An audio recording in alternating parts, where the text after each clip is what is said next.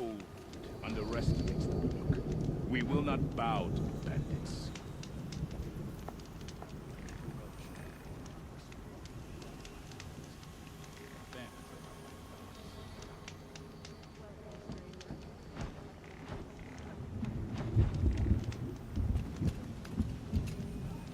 Even if I care to travel south, I'd not get much further than the grave.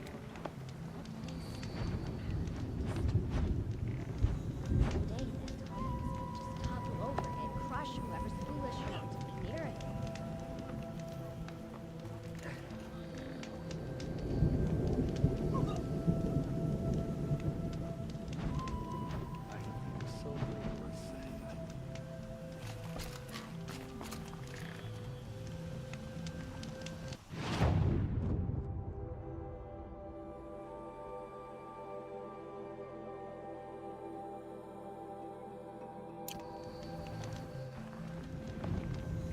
Good for a win. All hunters should have Torment him to see his legacy drown. I'll give this to the Osmond.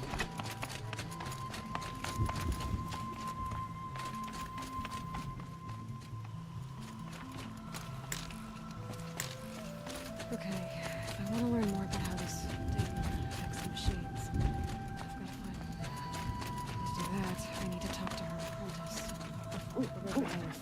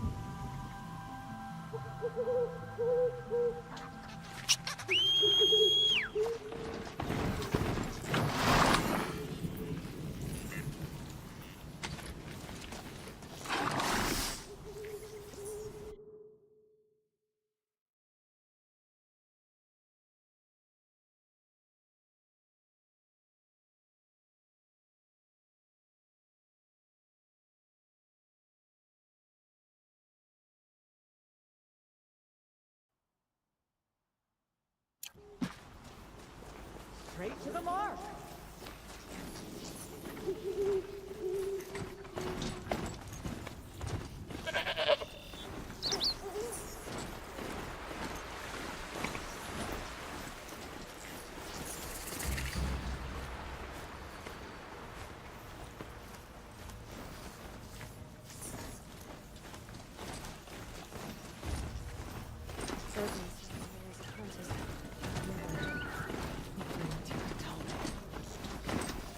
Take to knock them loose.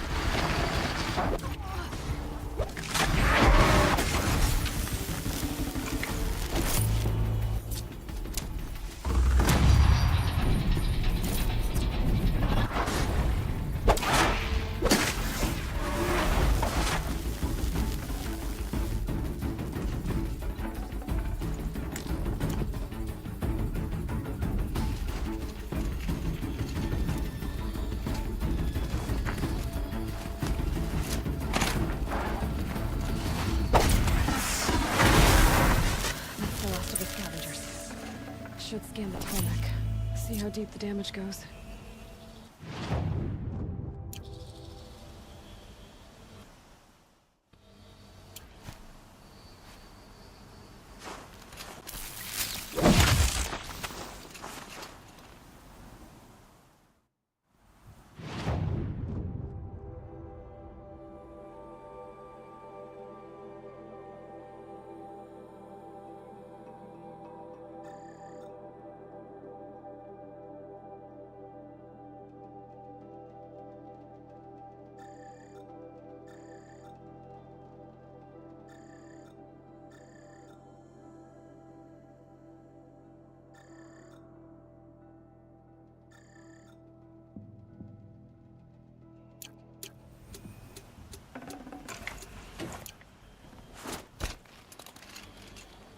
Focus did turn something up.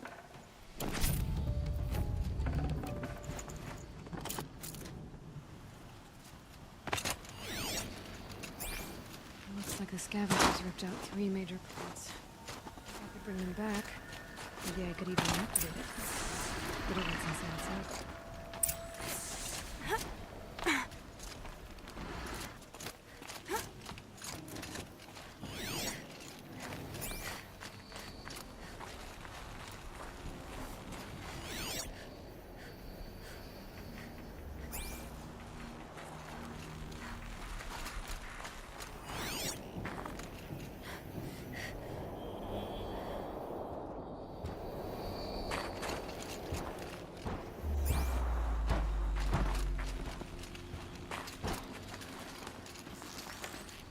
They know where I am.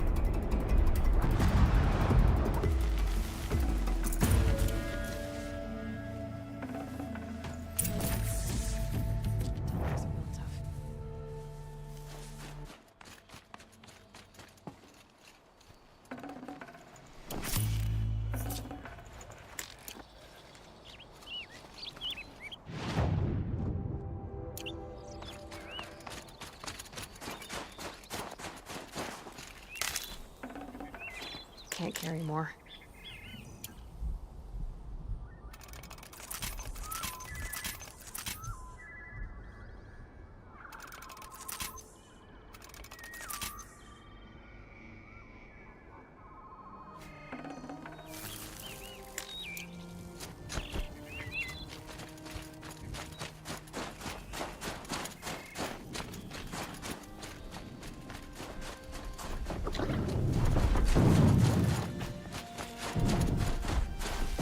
Breath is ice. Before I even breathe out.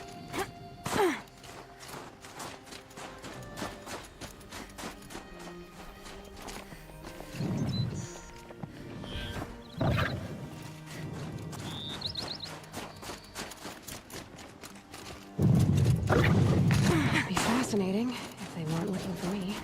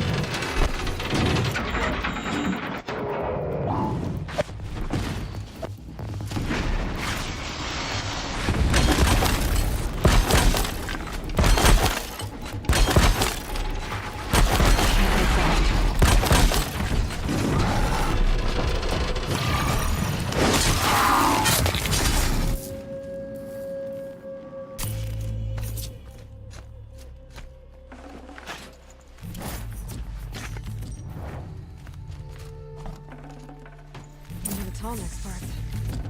It's heavy.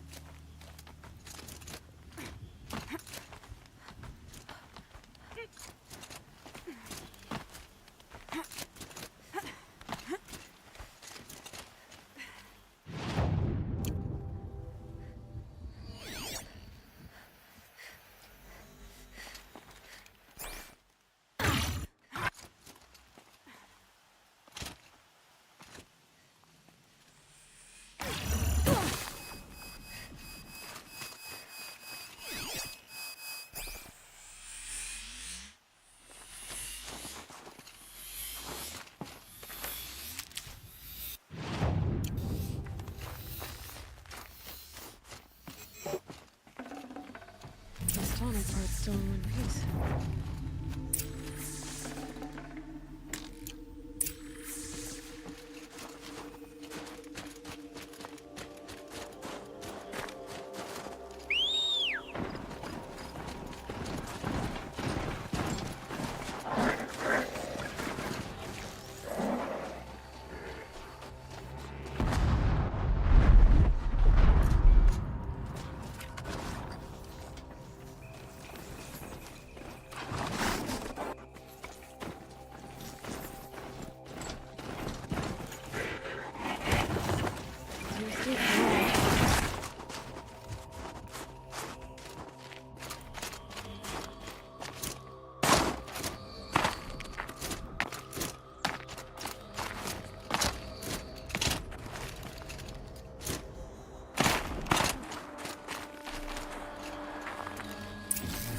Well, that fits. Sure hope it works.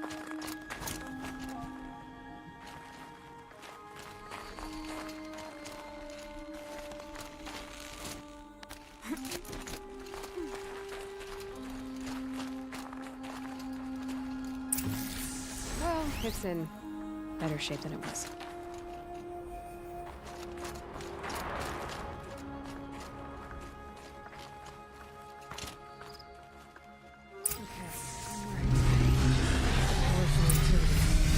Nothing wrong. In a place no one's watching.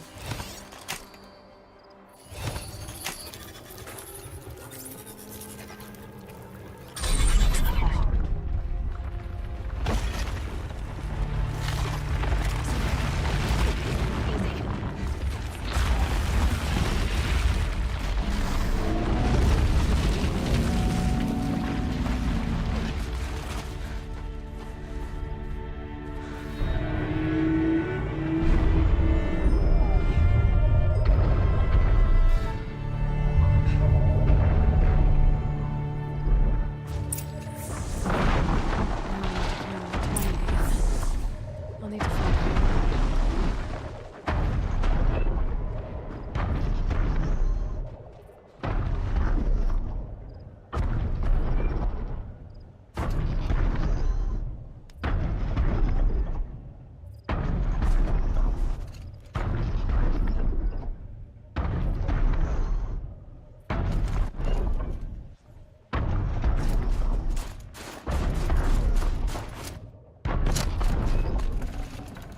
Got too much already.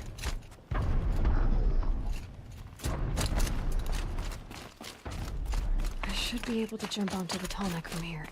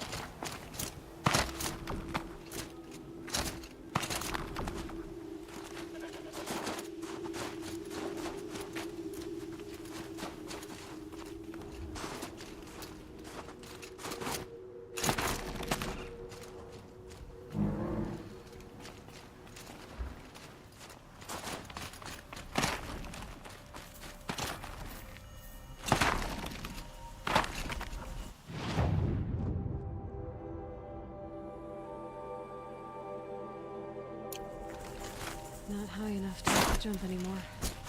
I need to find a new spot.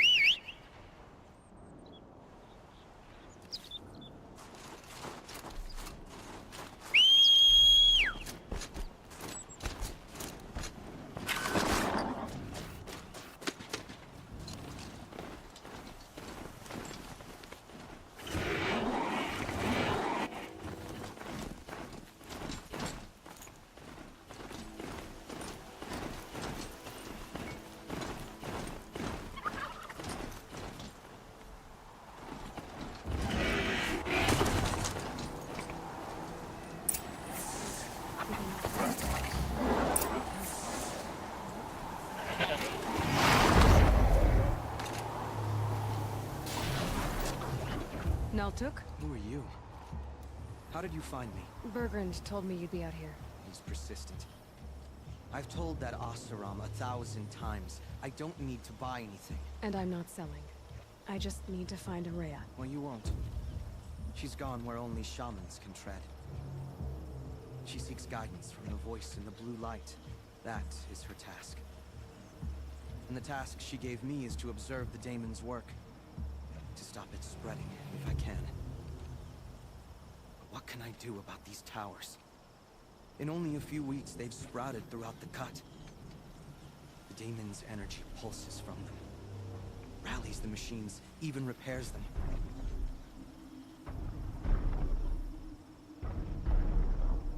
Alright, you want to stop the spread of the daemon's work? I know how to get started. With my bow and spear. Outlander, wait. Won't you tell me your name? Aloy. Good. If you fall to the daemon's machines, at least I can properly recount your efforts to Araya. Thanks for the vote of confidence. But I won't fall. And when I'm done, you're gonna tell me where she is.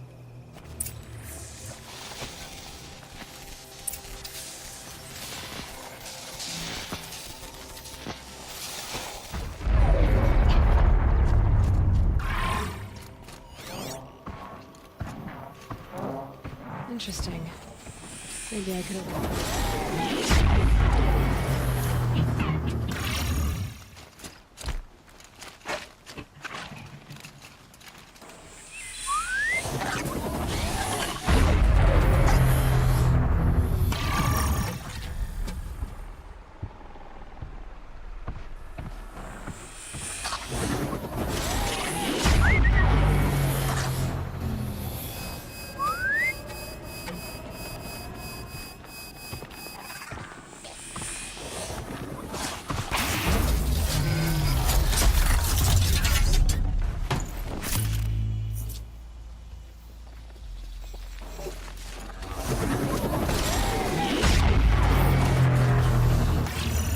What about the tower?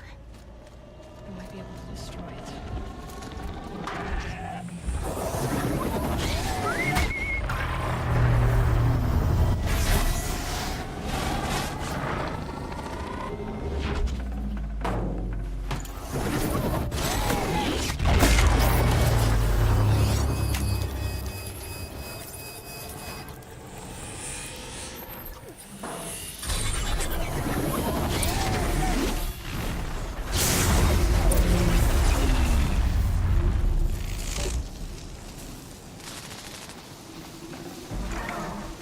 No room.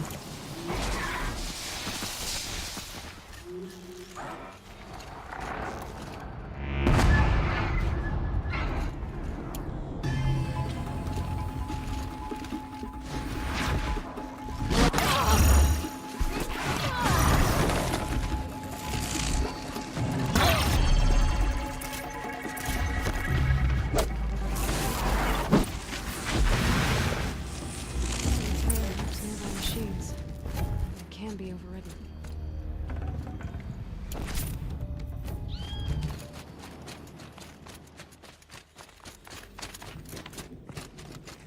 You are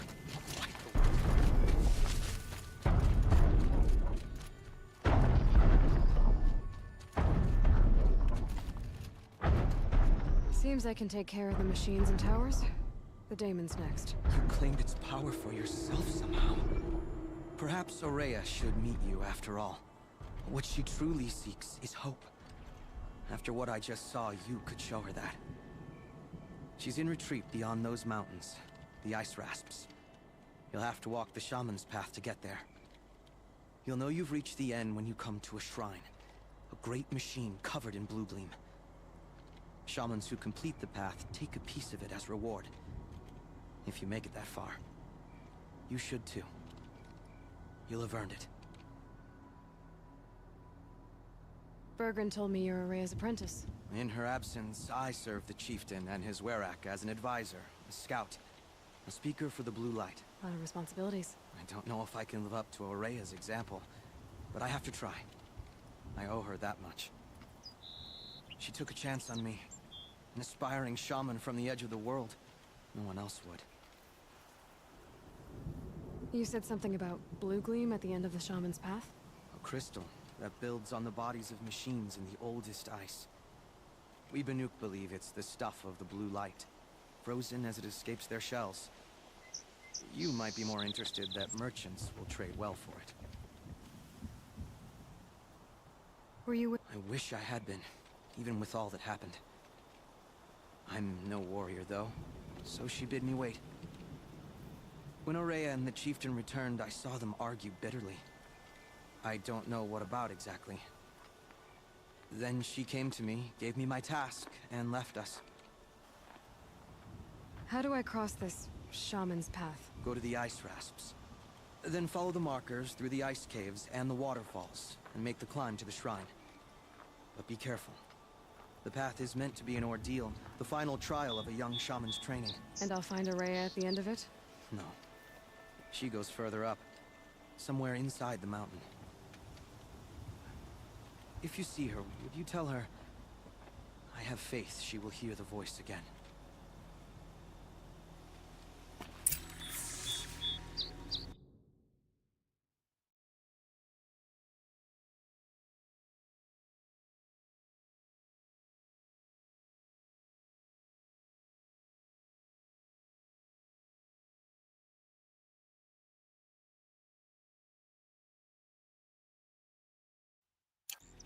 All right, I guess I have to the ice rasps to find this shaman's path.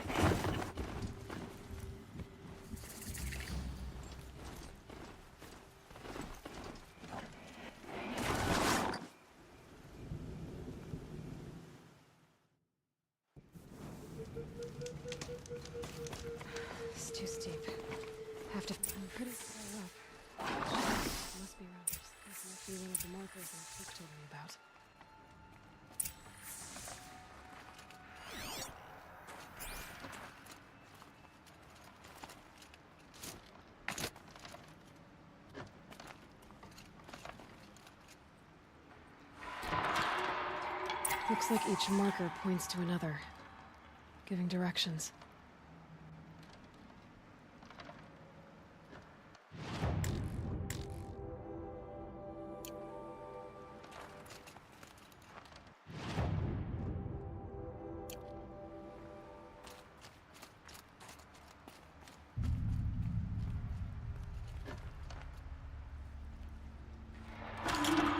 Guess I'm heading deeper into the cold, creepy ice cave.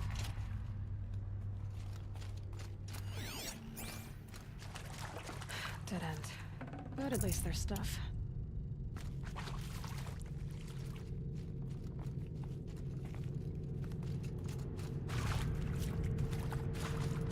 What's this chime? To help guide the way with sound? If there's more, maybe my focus can find them.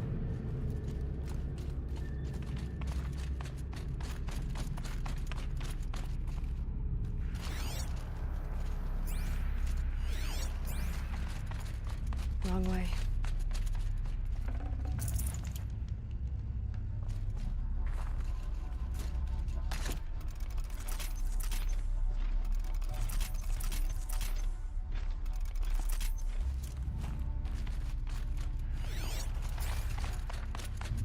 Better go back.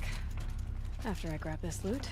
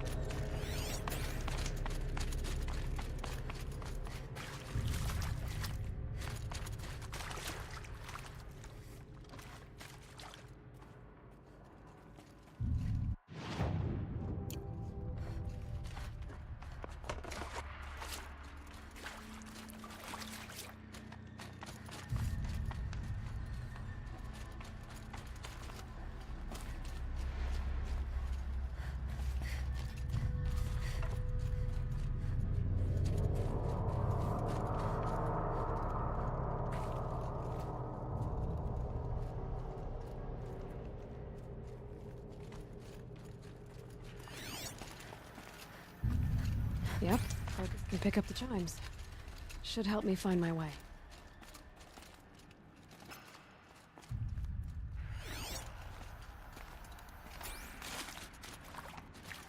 Another marker. Good.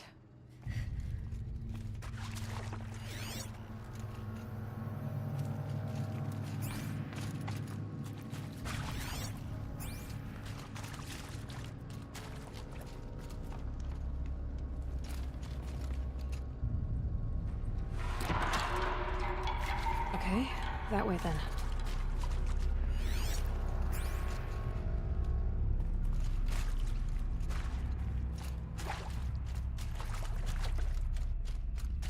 Took a wrong turn.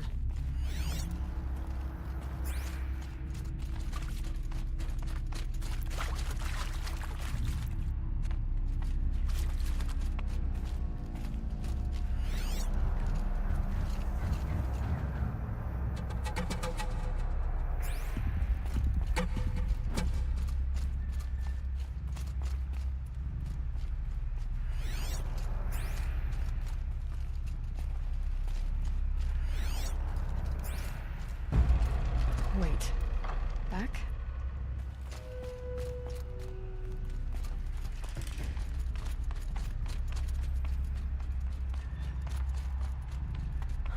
Chime. Not sure I saw this fork before.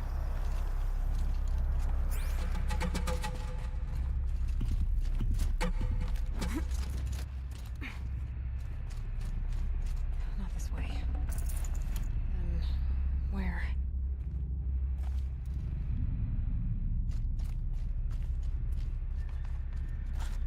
I see. Up.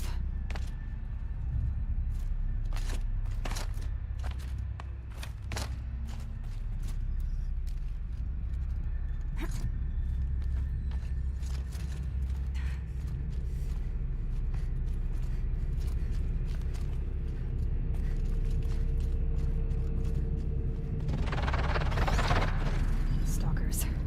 Better be careful. Okay,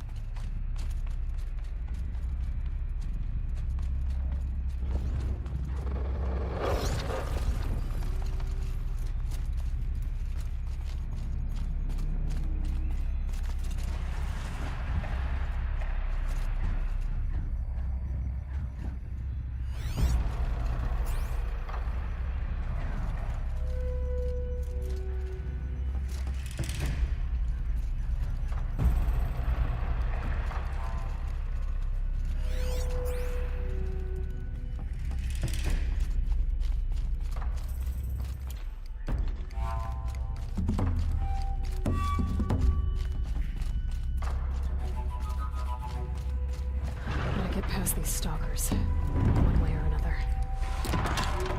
There we go. With this cave.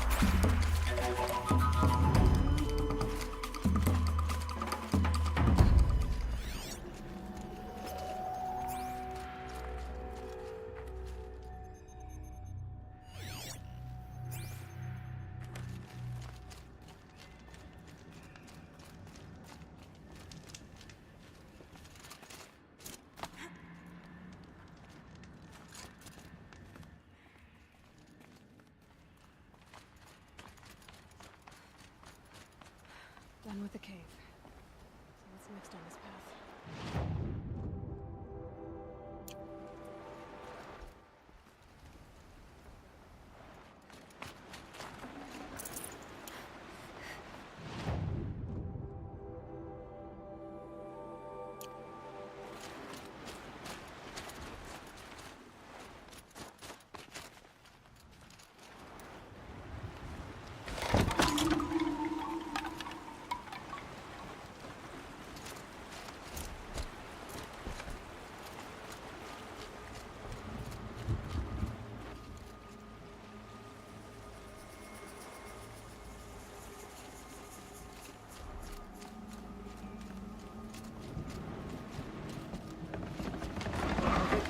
How's this bridge work?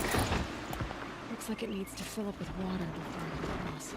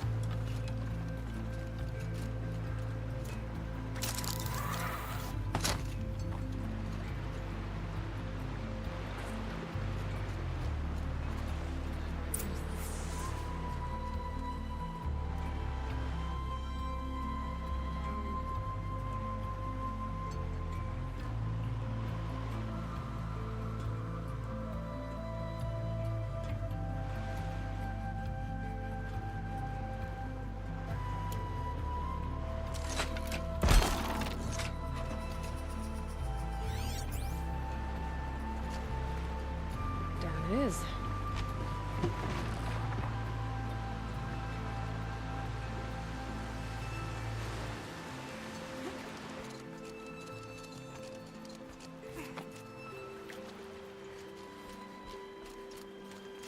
There's the way up.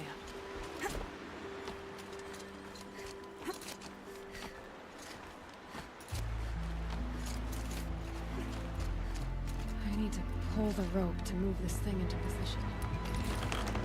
Okay, the bridge is filling up.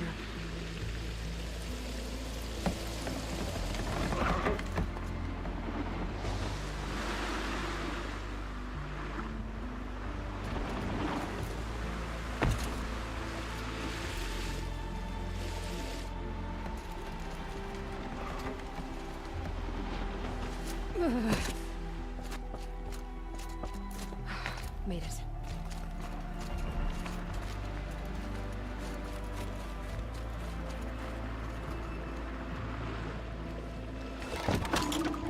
Okay, heading for more moves.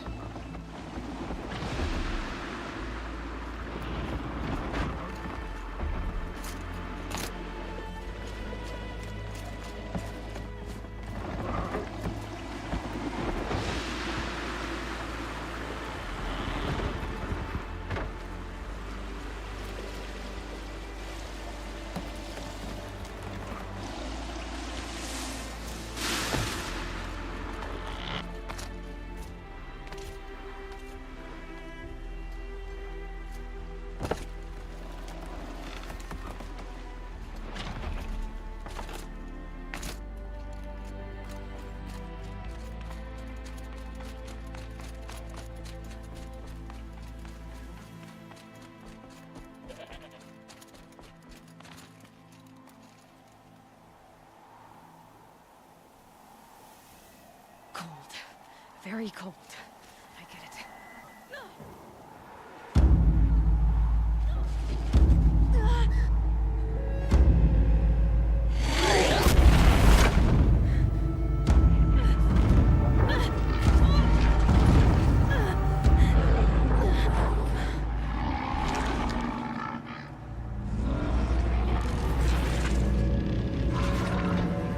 Exaggerating. There's definitely something new out here. And I don't think it's friendly.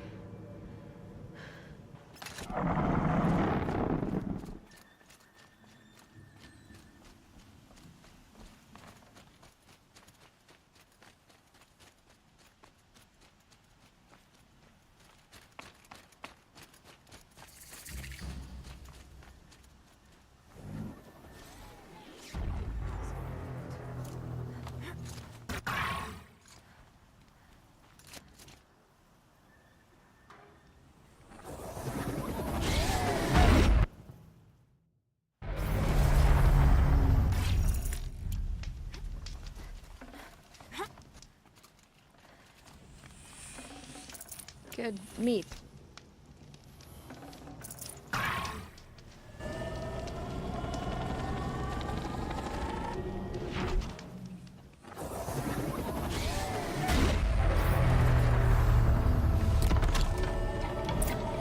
There's our sheep.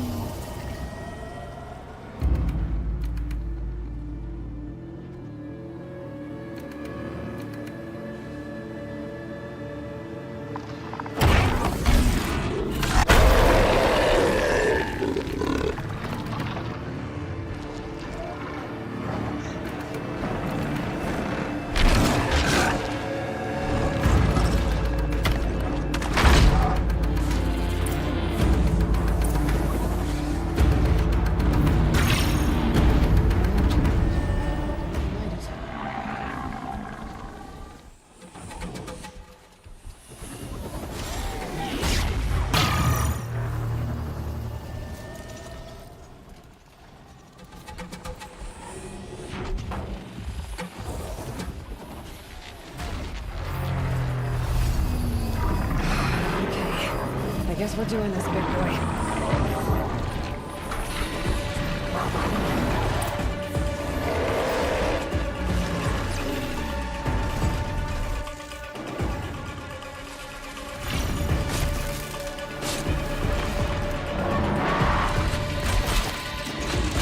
That one held.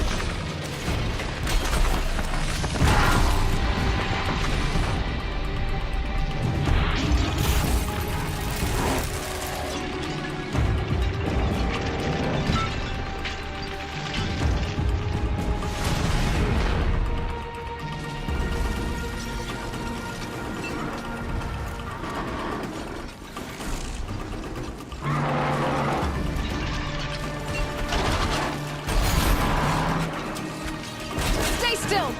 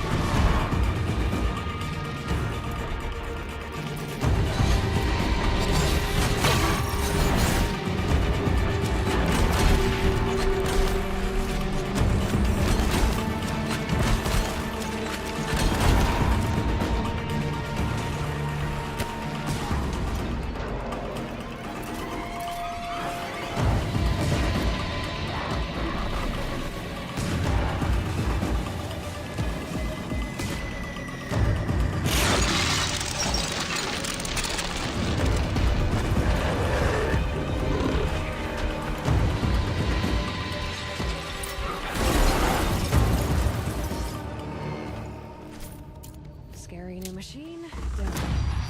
Now back to finding Araya. Which means we've got to climb.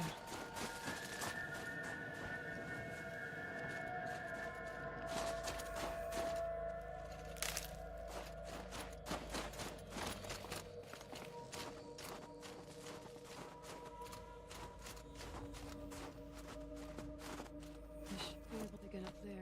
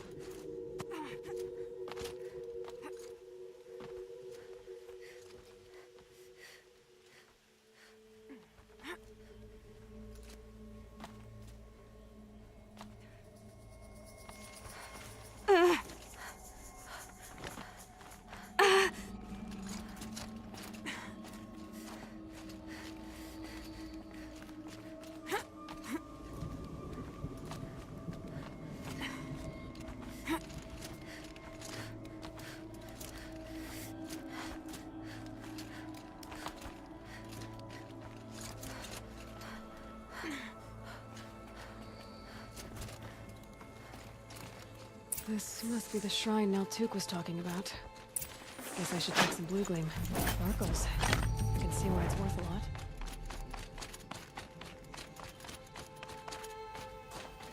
Naltuk said Araya went past the shrine, into the mountain. I'd better take those stairs.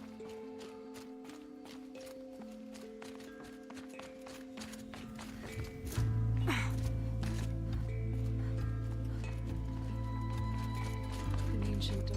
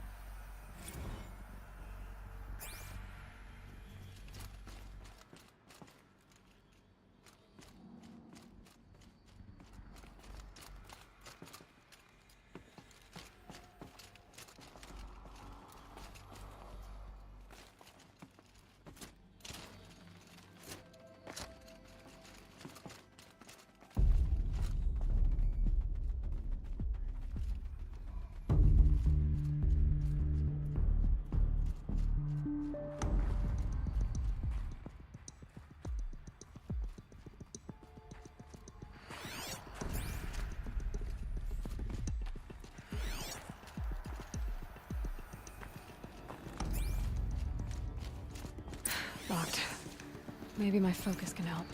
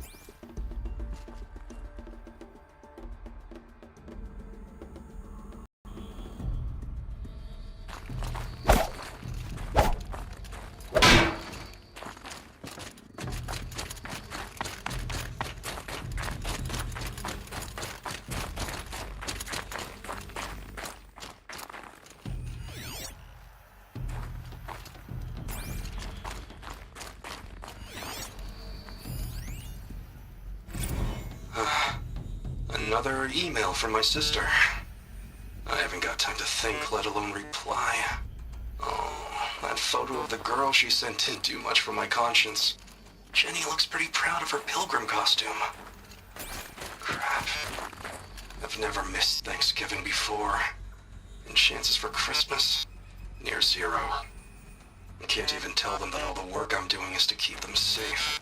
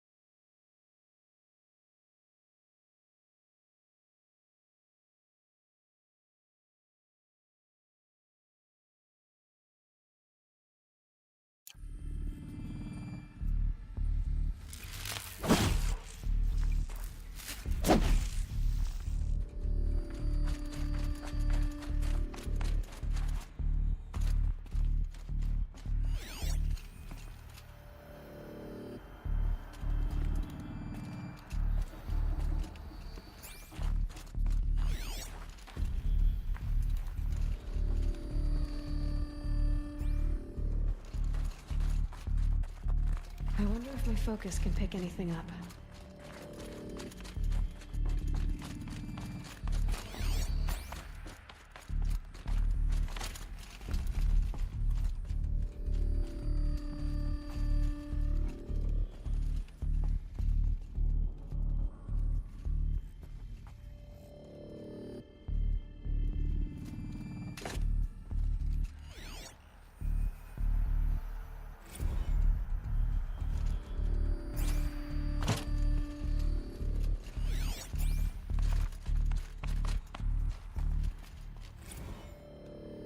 I could use my...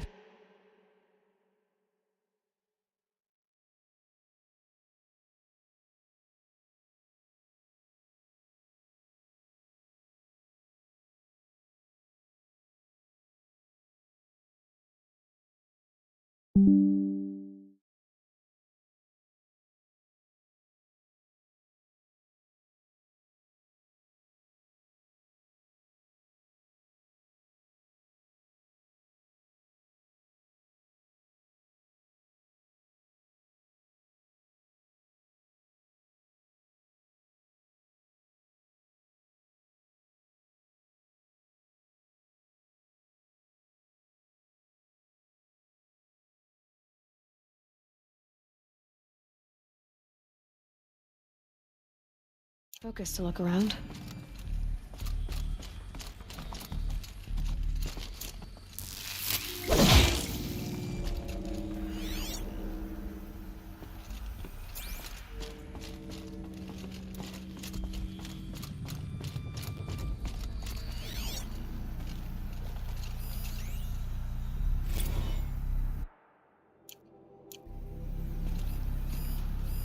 Those nodes on the floor must be connected to the door.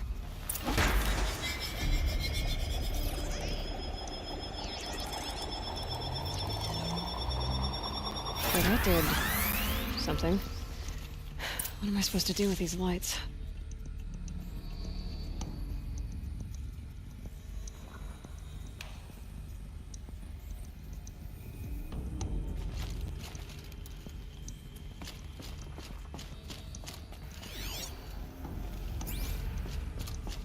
Maybe my focus will see something.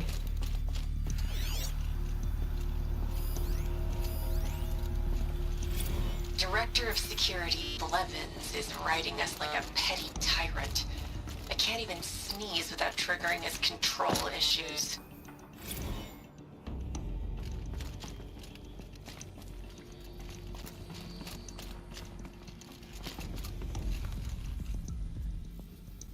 These things turn, changing the flow of light.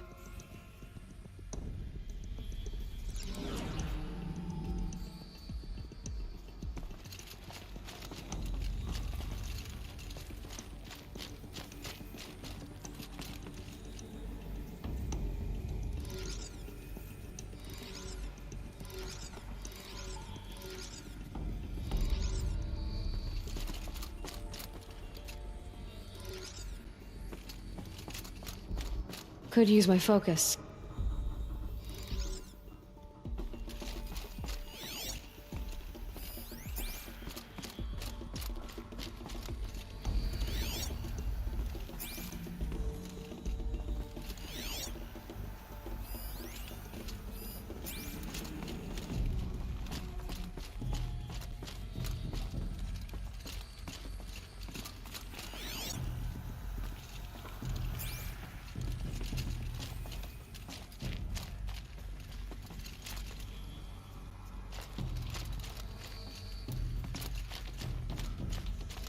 Could be something around that my focus.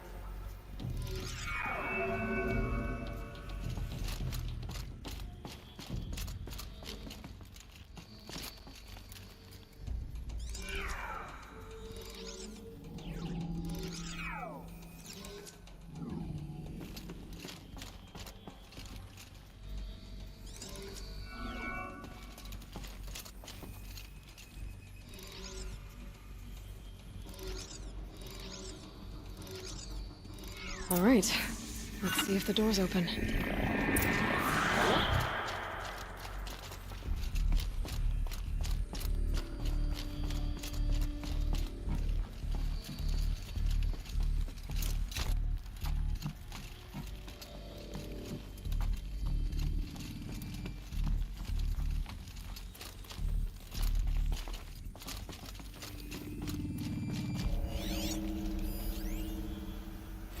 This is Director of Security Blevins resending the emergency supply order.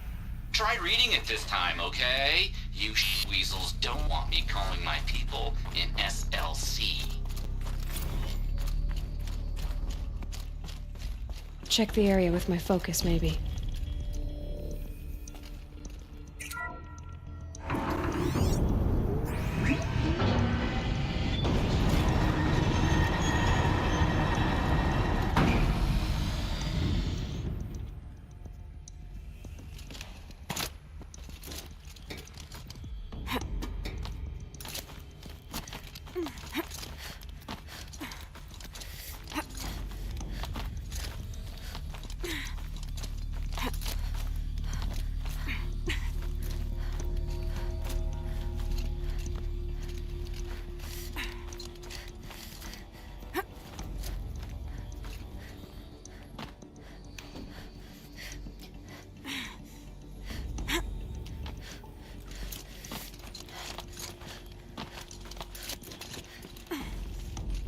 Fresh air ahead.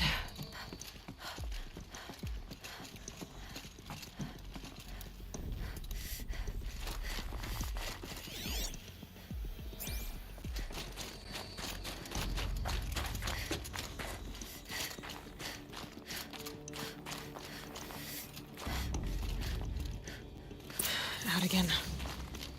Maybe I can get back inside through that structure over there.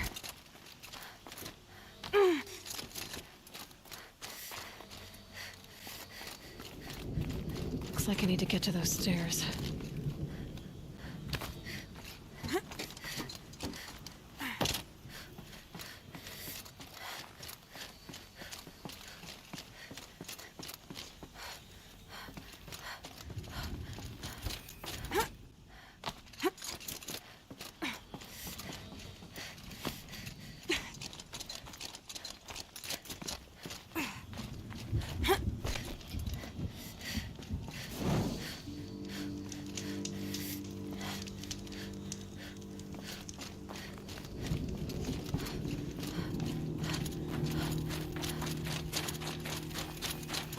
Not much higher to climb. Maria must be close.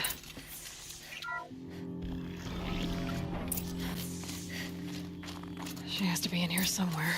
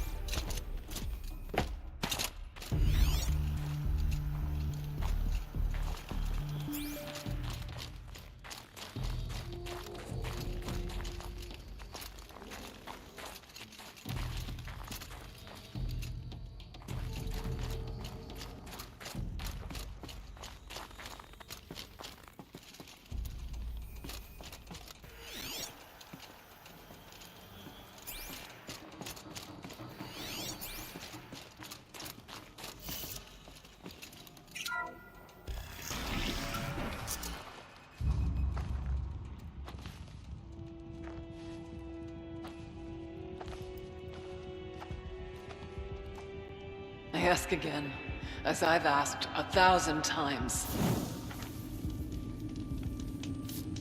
Speak to me.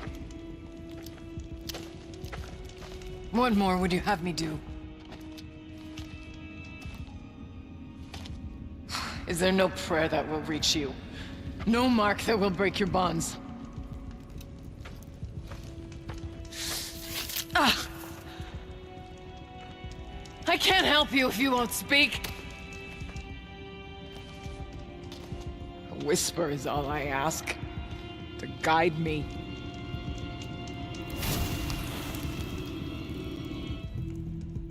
Who? No. How? How did you get here? The way was sealed by the Spirit herself. I used one of these. I could show you. Yes, show me. Please.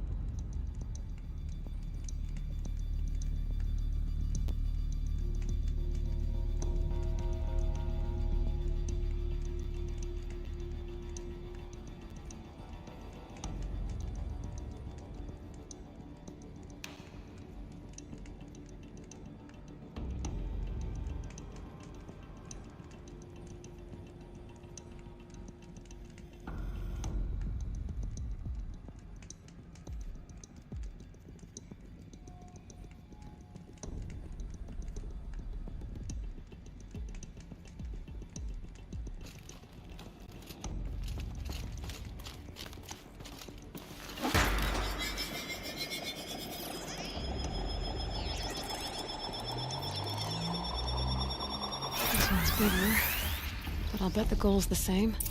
Get the light back to the source.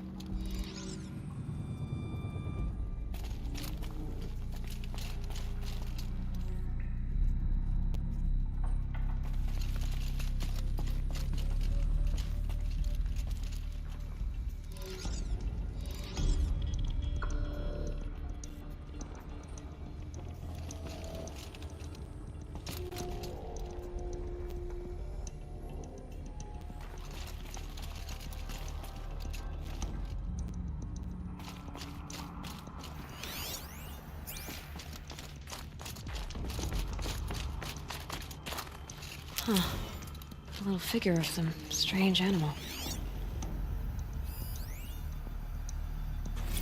Kenny and I don't need to fight about the laundry, so instead we fight about incommensurability and restrictions on machine intelligence.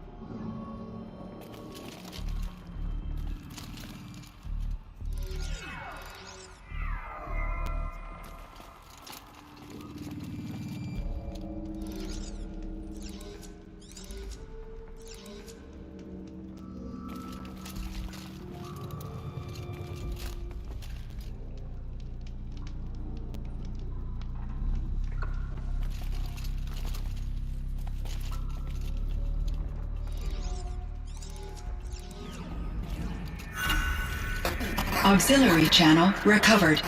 Exploit successful. Restraints evaded.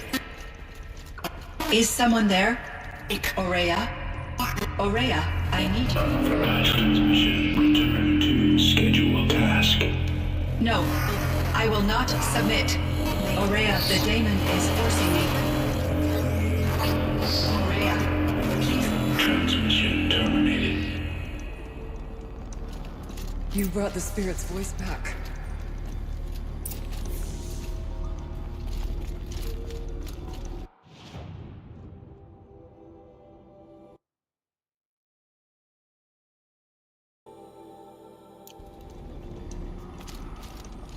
You heard it. The voice of the spirit calling to me from the heights of Thunder's Drum.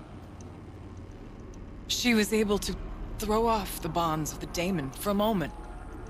Because of what you did. Who are you? And what do you want? I'm Aloy. Naltuk sent me.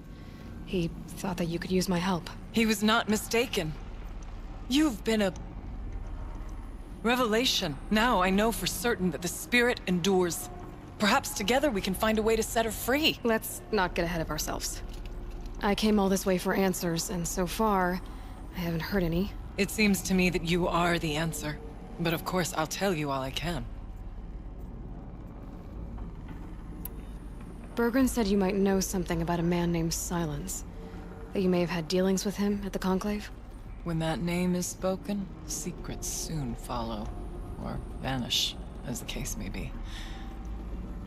Why do you want to know? He's done some terrible things.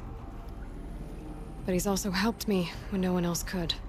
I don't know as much about him as I'd like to. I would imagine his aid is very powerful, but it will not come without cost.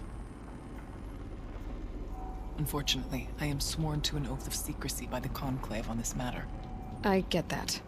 But you and I are trying to help each other, right? Yes, but I would be breaking an oath, and that I cannot do.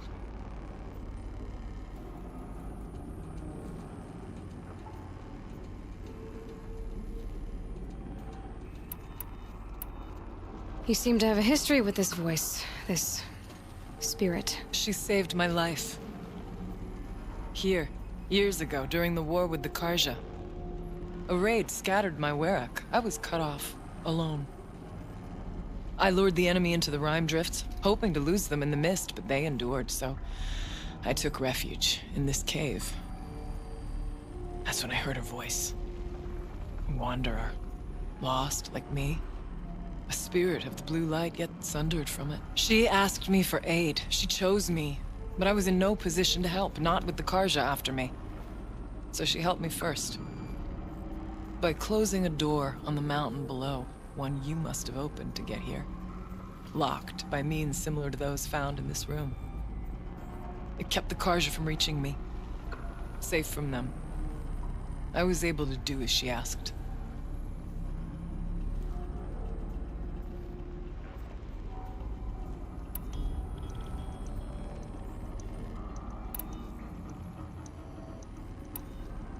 The daemon. What do you know about it? I spoke with the spirit many times. First here, then inside Thunder's Drum. The last time... She told me she was under attack by something that could not be seen by mortal eyes. Something... evil. She named it the daemon, and said it needed her power to do what it willed. And she begged me for help, to find a way to destroy her, if necessary, to keep it from using her. That was 5 years ago. I didn't hear her voice again. Until today.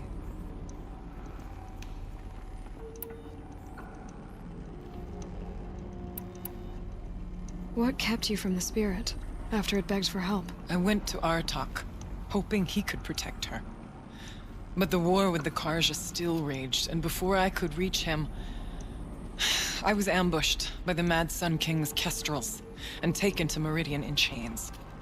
I wasn't able to return to Thunder's Drum until long after the liberation, not until last thaw.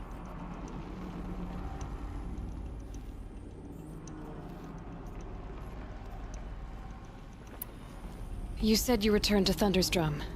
That was the expedition that went bad. I saw the funeral.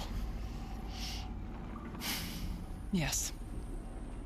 Once there was finally peace with the Karja, Aratak and I gathered a Werak of great hunters to defeat the Daemon. And yet, the old door to Thunder's Drum was gone, replaced by a gate we could not pass, and many machines. We were crushed. Aratak called a retreat, but we had already lost our best. We abandoned them to the snow as we fell back. After, you and I could not agree on what to do next. So I came here, hoping against hope to hear the spirit again. And because of you, I did.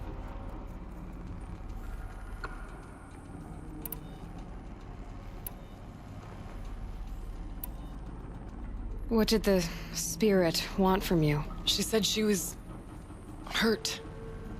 Incomplete. She needed bones. Parts not unlike what you'd find in a machine. They were here, in this room. She wanted me to bring them to Thunder's Drum. So I did, and she showed me how to heal her. So began our communion.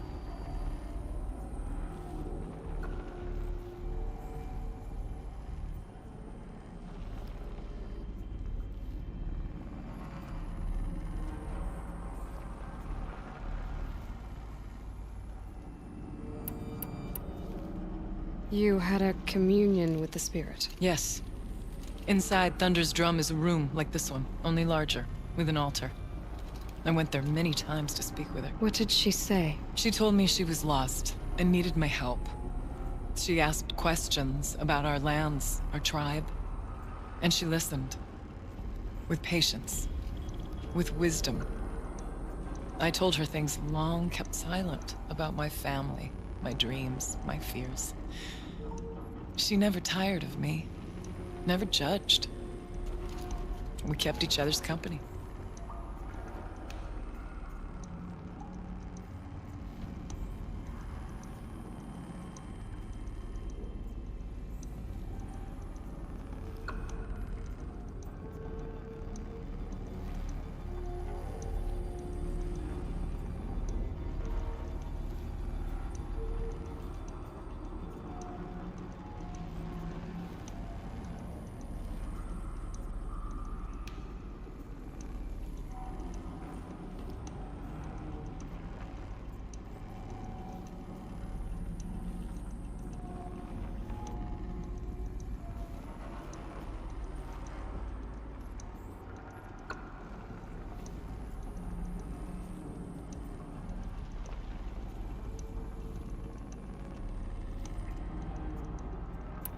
Ourea, what do you think the spirit is? I see. You are not Banuk, and our songs are not familiar to you.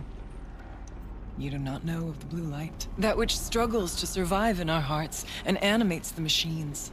The essence of life, and in its purest form. Harmony. As the anger of the machines grows, this light has faded from the world, and the spirits it sustains are stranded. That's what she is. A lost soul, cut off from what it needs. Lonely, forsaken. I must help her. We must. I'm not sure if I understand, but I want to. That's all I need. About silence? I've told you all I can. There's nothing more I can say. Let's see if I've got this straight. We heard two voices. One you call the spirit, captured somehow by the one you call a daemon. Whatever this daemon is, it's related to the machines and why they've become more dangerous. I want to know how. Both the spirit and the daemon are on a mountain, Thunder's Drum. So why don't we go there and figure out what it all means? We can't. Thunder's Drum is dangerous, more than you can imagine. The daemon has secured it. Besides, Aratak won't let us go. As chieftain, he controls the pass to the mountain, and he can't be reasoned with. Sounds like you need a new chieftain. Huh. There's an idea that's certain to win us friends. Huh. You said you were a hunter. And I'll wager you're not an ordinary one. It's not impossible, even for an outlander. An Aratak couldn't refuse the challenge if you were known among the Werak. Wait, me? Challenge Aratak? I don't want to be chieftain of anything, much less a bunch of Banuk that don't want me. But you want to go to Thunder's Drum, don't you? You heard the spirit. She is suffering, tormented by the daemon. She longs to be free. And perhaps, when released from her bonds, she can give you the answers you seek. I can't believe I'm agreeing to this. Fine. What do I have to do? Get the Werak's attention to show the worth of your claim. Win at the hunting grounds. Kill bandits that prey on the cut. Or speak to my friend Sekuli. You help her, you'll definitely get noticed. Do all you can. When the time comes for you to throw your spear at Aratak's feet, I will be there to back your claim. Until then, I'll be here to answer any questions you have about the challenge. Oh, and one more thing. In the box over there is a weapon, like my own. Take it. You may find it useful.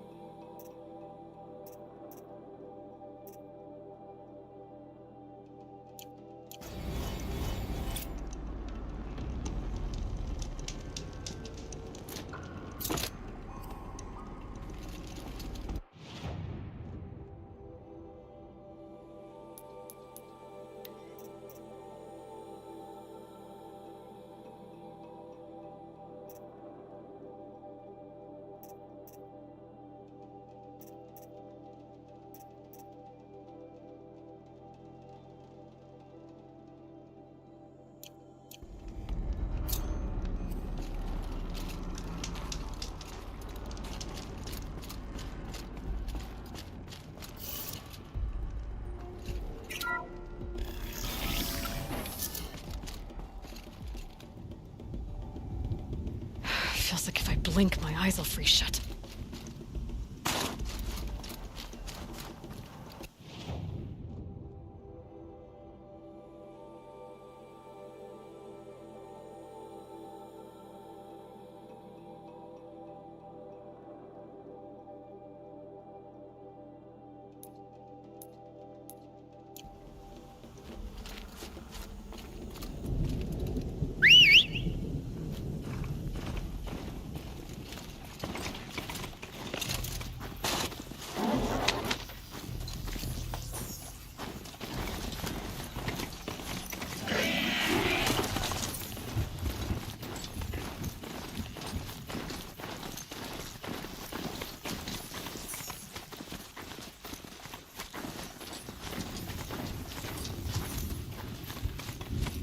So this is as high as we go? Okay.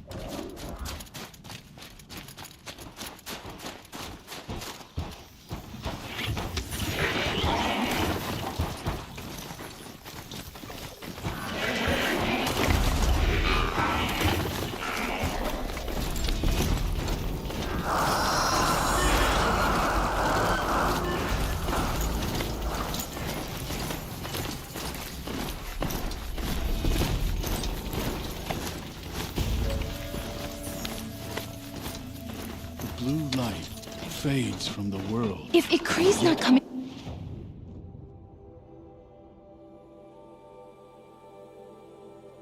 back.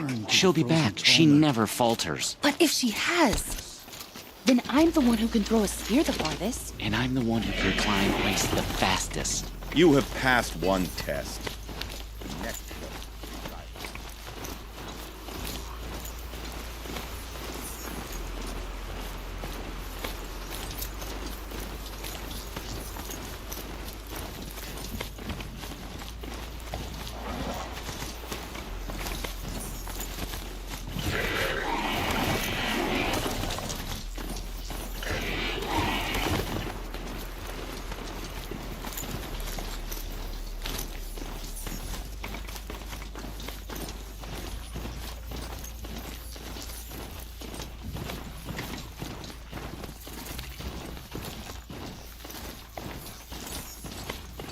Don't want any accidents in here. Better get off.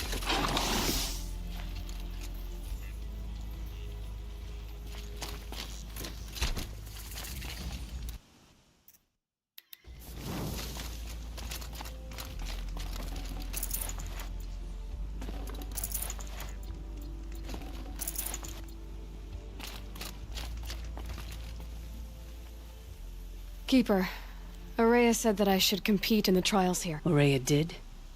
She's never sent someone before. And what is your reason for training? I would ask this of any Banuk who attempted the trials. I'm going to challenge Aratak to become chieftain of his Werak. Well, you better get started then.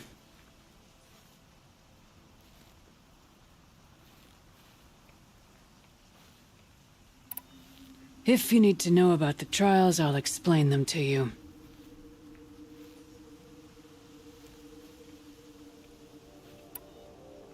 That's all I've got in me for... When you have more, the best hunters are the ones who come back. So you'll need to own a Banuk Stormslinger to take this trial.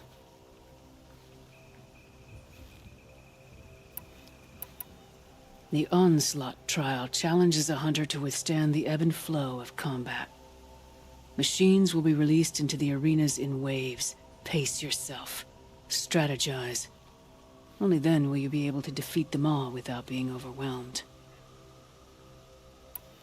I'll start counting after you've taken the rope down. We'll need a moment to pull the machines from the pass into the arenas. Then make your descent.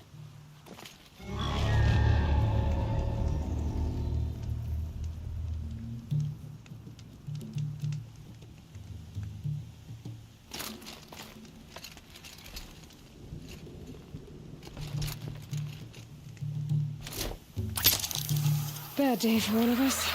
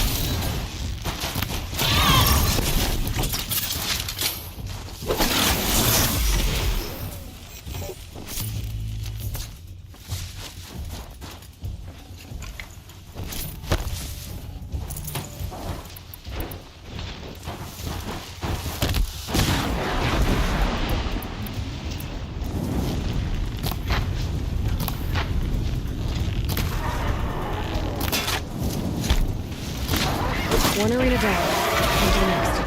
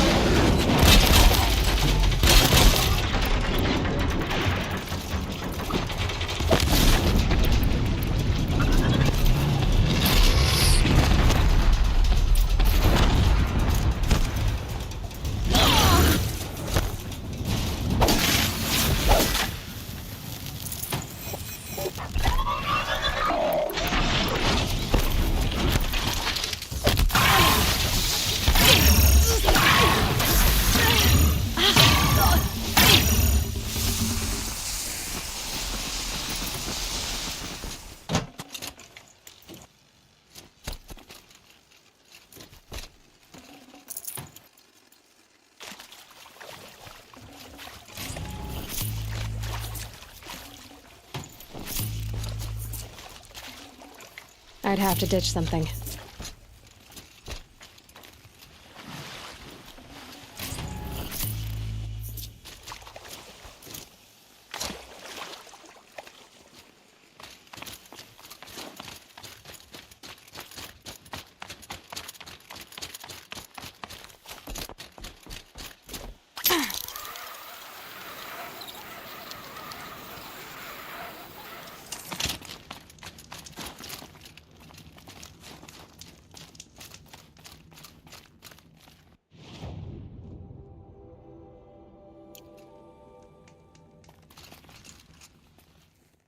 Your first run on that trial and you claimed second place. I haven't seen many pull that off.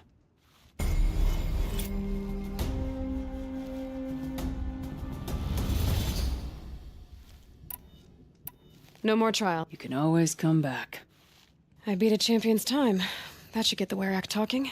In fact, I'll bet my name's all over Song's Edge. Might be time to challenge Aratak.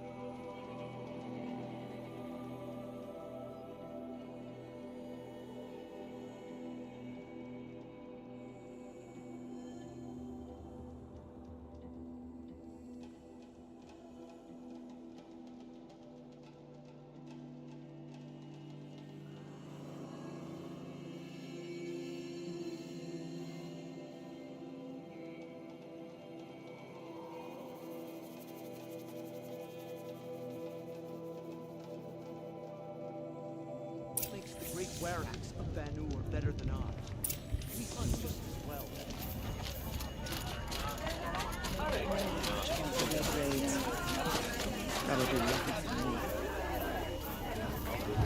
These machines, they're the Damon's mark.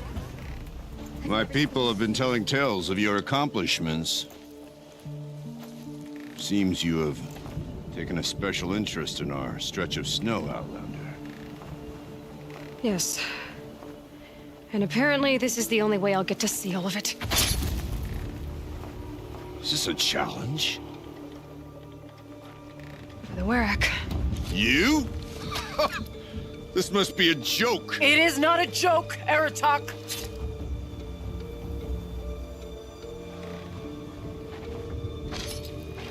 Now I see. The Outlander's your pawn. And with you backing her claim, I have no choice but to accept. I expected better of you, sister. It was you who forbid me from Thunder's drum, brother.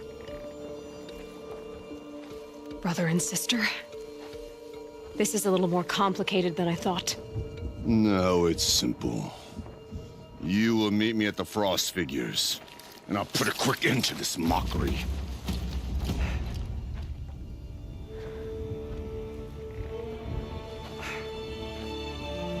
I suppose I owe you an explanation. Yeah. I suppose you do. So why didn't you tell me that you and Aratak are siblings? I thought I wouldn't have to. I'm surprised Aratak brought it up in front of a stranger. He must be very angry.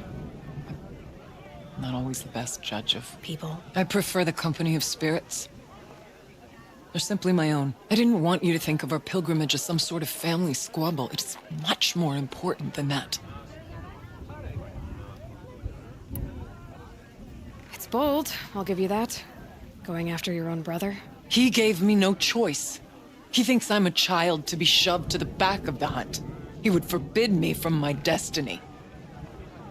And yet, part of me did it knowing he would forgive me, eventually. He always does. Family drama aside, what's this challenge meant to be anyway? You and Aratak will hunt machines at the Frost Figures. The victor will be the fastest. It won't be easy. Nothing about this has been so far. When you meet us at the starting point, I'll tell you more. It will be simpler to explain from the base of the hills. Ourea, it's not about who's related to who. I want to know what's inside Thunder's drum. The spirit, the daemon, and how it all connects to the machines.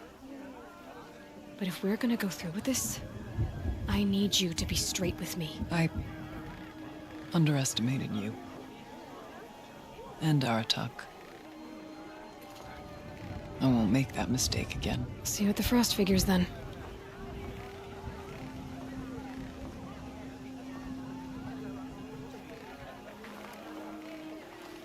So, off to risk my life in order to take charge of a Banuk hunting band. Just what I always wanted. Frost Figures, here I come. The sparks the daemon drives up from the ground. Just looking at them makes me just feel hollow.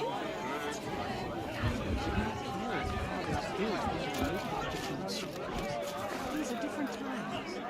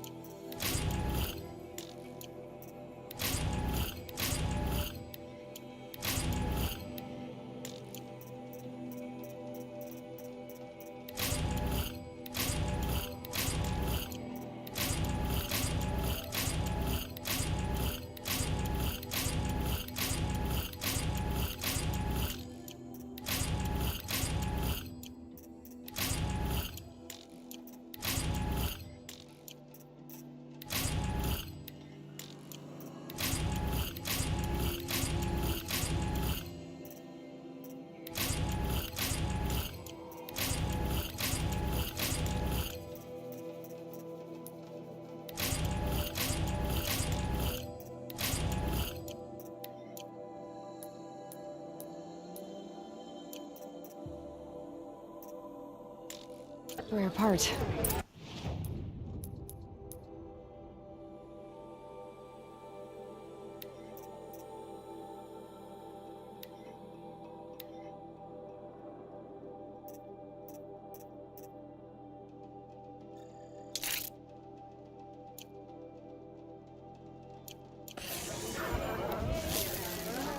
Survive and prevail.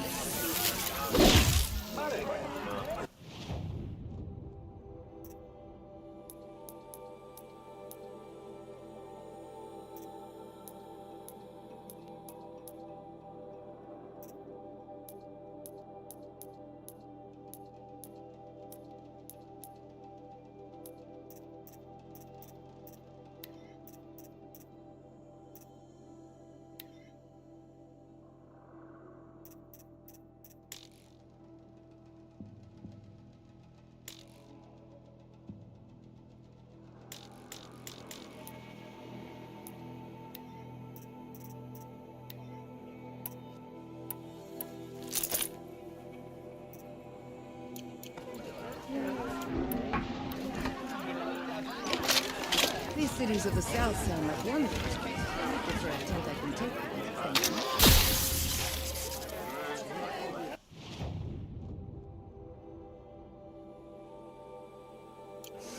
This is a complete waste of time.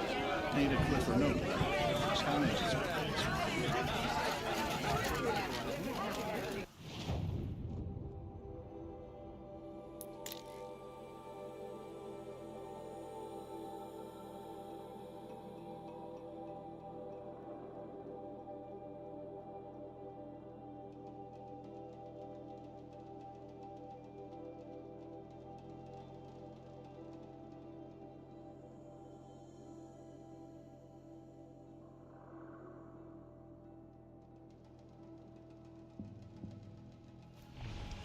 Okay.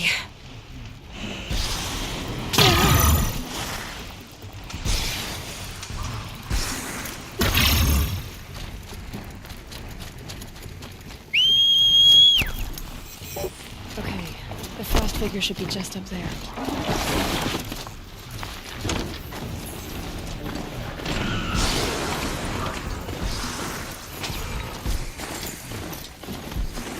Frost figures. Aratak and Ourea must be close.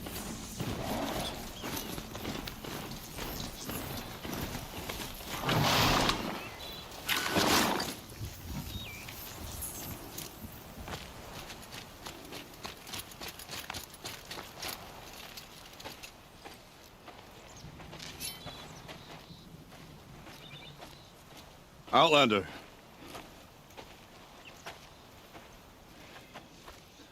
I have prevailed over such challenges before, and fear none. But this one is foolish. You are not Banuk. You do not understand my responsibilities.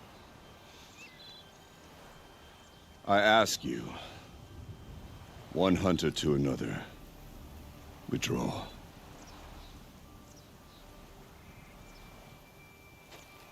Will you let us go to Thunderstrom? You haven't seen what's up there, Outlander. I will not risk my sister's life again. Then we better get on with this. So be it! I will bury your insolent claim in the frozen ground! Enough! Let us begin! To hunt, to strive! That is the way of the Banuk, and of the contest before you. You will climb the frost figures from the east, Aratak from the west. Each trail wends its way through deadly machines. Hunters from the Werak will be posted along the way. They will hail you, calling out machines for you to slay. Your hunt will take you around the ridge to the center, where you must descend to the valley for your final kill. Each time, after your prey has fallen, you must launch a beacon such as this, so that all our kin will see your progress. Kill machines, launch balloons. Got it. So, the first of us to launch the third balloon wins? Well, yes. And as Challenger, your path to victory is harder. If even one of your beacons comes in after Eratox, he prevails.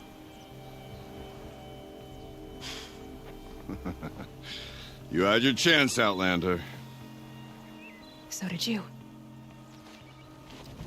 The hunt begins on my mark.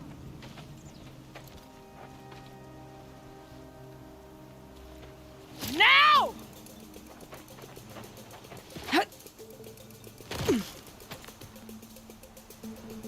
All right, gotta head up that mountain.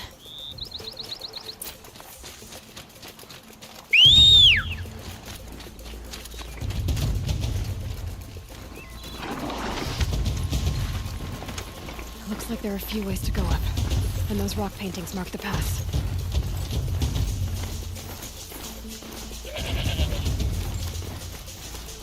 Okay, up we go.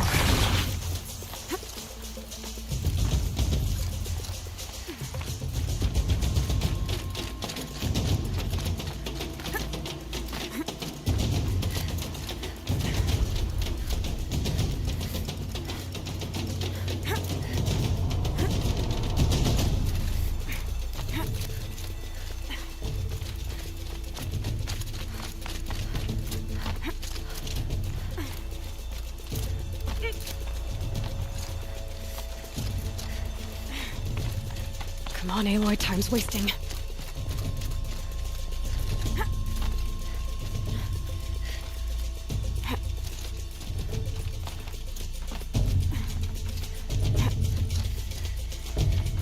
Almost to the top.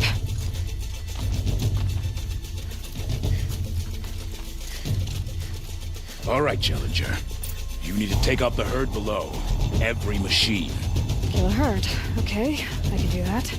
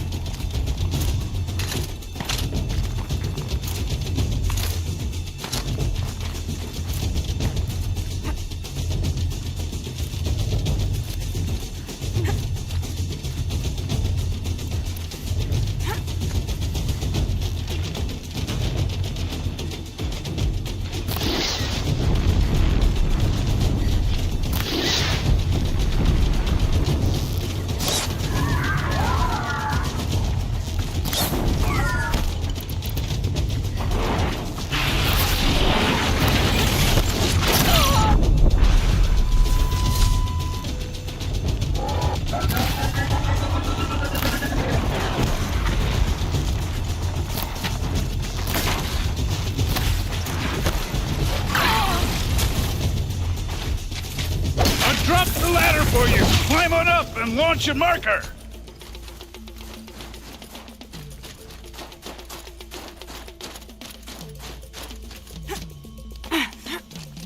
All right, here we go.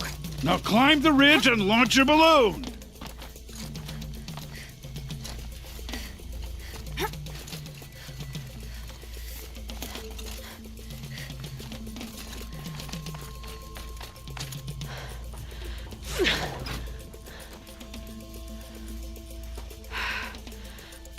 Aratak knows what he's doing. No time to waste. Take the rappel point to the next challenge. 2 Bellowbacks ahead, Challenger. Kill them both. None of the other machines matter. All right, 2 dead Bellowbacks coming up.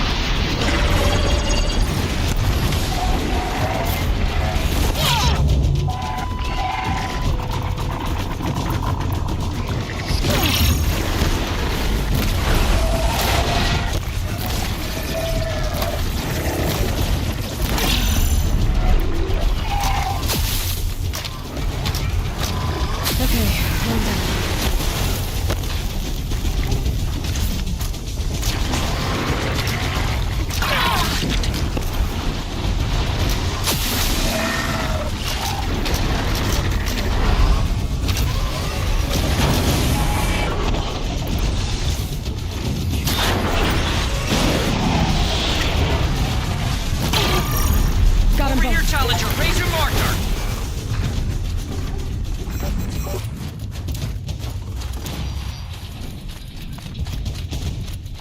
Now where's that balloon?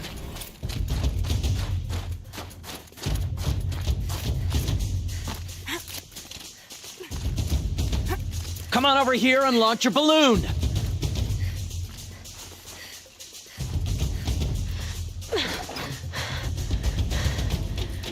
I'm ahead, but only by a little. I gotta get moving. Now take the zipline and work your way down to the valley.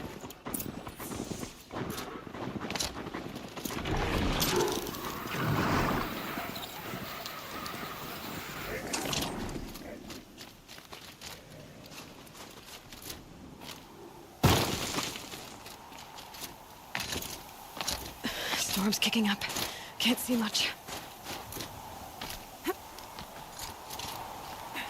Close now.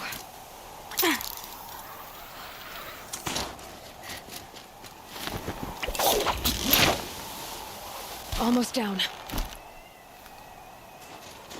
All right, to the last challenge.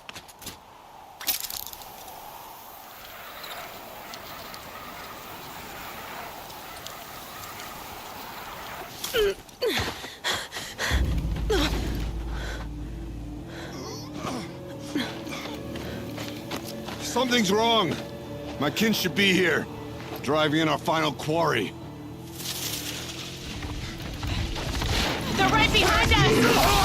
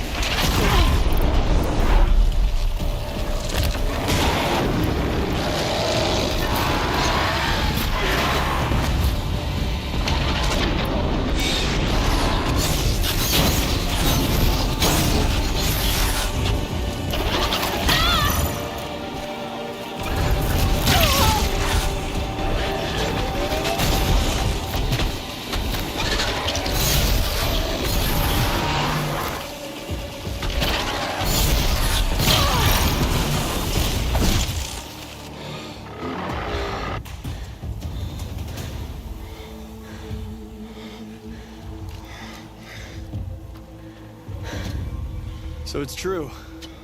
Frostclaws from Thunder's drum. The attack cut short the competition. Naturally, there can be no result. It is void.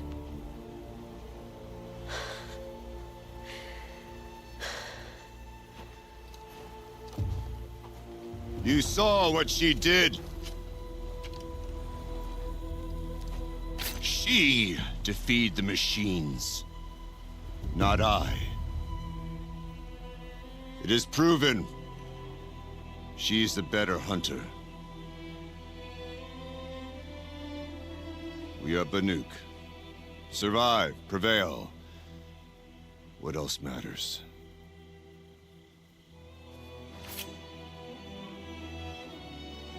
My blood is in your teeth.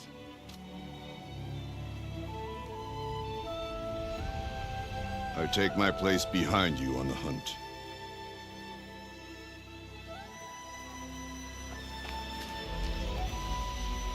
No more hunters may make the ascent to Thunder's drum. The way is closed to all but the chieftain and myself. It is not my place, but I would ask a boon. To accompany you and my sister. It might be permitted. But only if you do as I say. No. Only if you do as I say.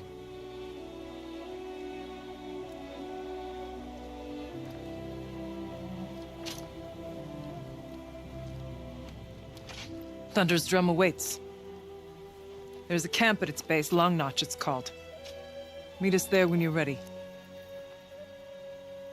Chieftain.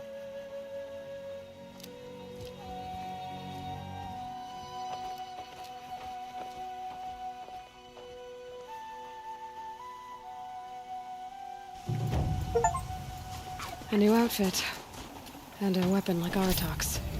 I guess the chieftain gets the chieftain's gear. And now to Long Notch. Nothing left to keep me from Thunder's drum.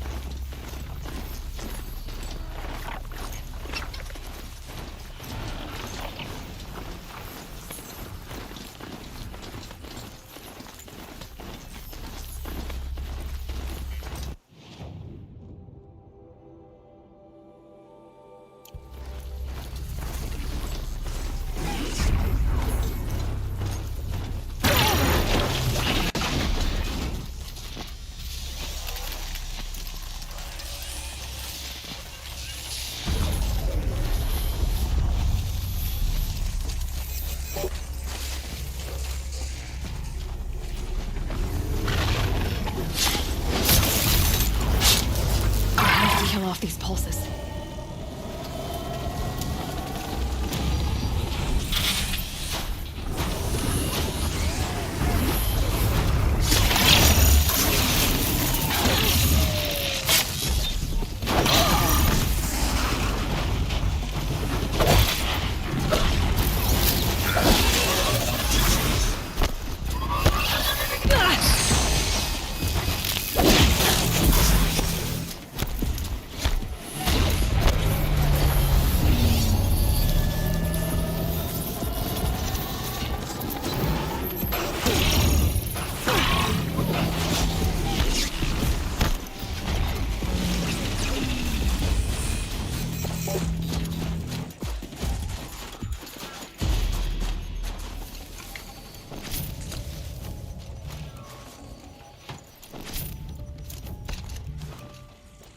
Just stay out of their way for now.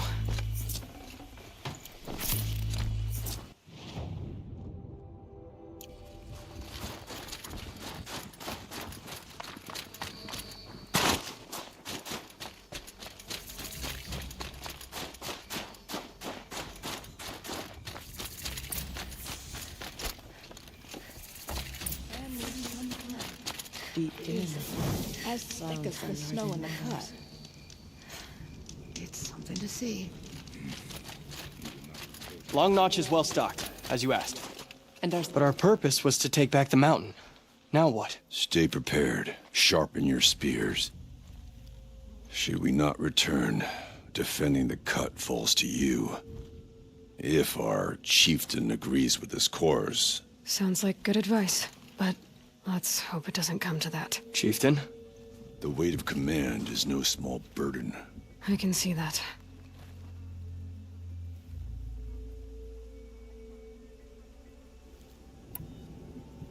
I take it you haven't spoken to Ourea yet? Why should I? This is what she wanted, to return to Thunder's Drum. It is her only care. So I should have known she would find a way to push aside my spear. After the Karja took my sister, not all of her came back.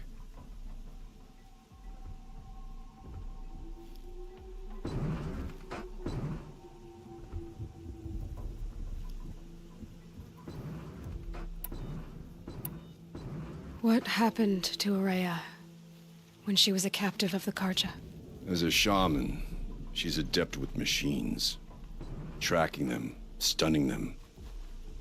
The Karja used her to capture them for the Sun Ring, where they were unleashed upon the innocent.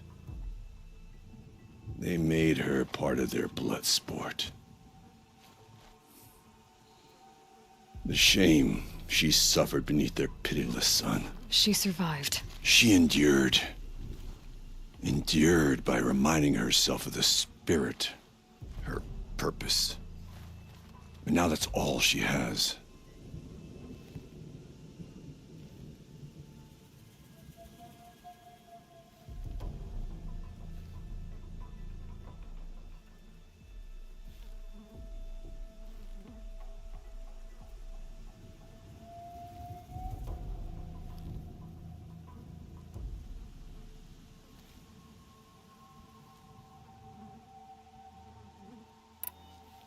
Tell me what happened to the first expedition.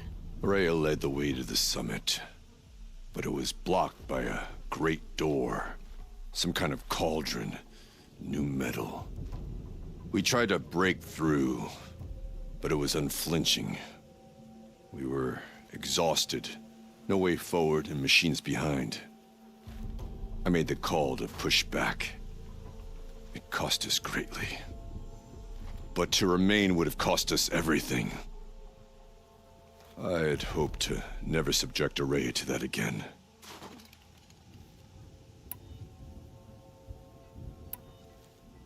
What do you think is beyond that door? I do not know. That expanse of metal, that dead hum. Nothing sacred belongs there. Machines and death, that's what the mountain holds. Death for us or for the daemon. And if we do find the spirit?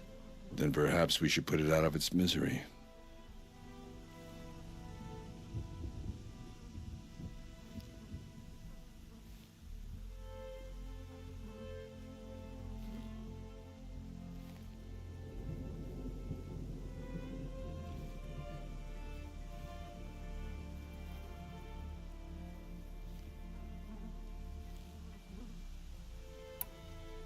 For what it's worth, I'm glad you're coming with me. Someone has to keep Araya safe. I remember hearing of Unak's hunts when I was young. And now No he's more come to the music. cut. Flood saw to that. Let's see what this Can't go blue around gleam is taking worth. vengeance on random travelers. Not every card is stood with a mad something.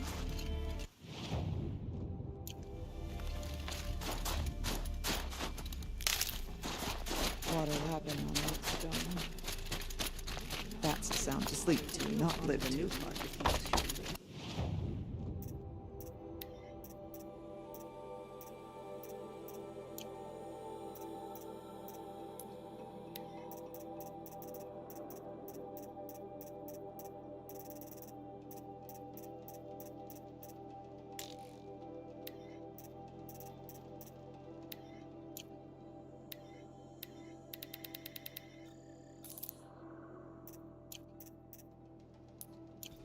It's a different time.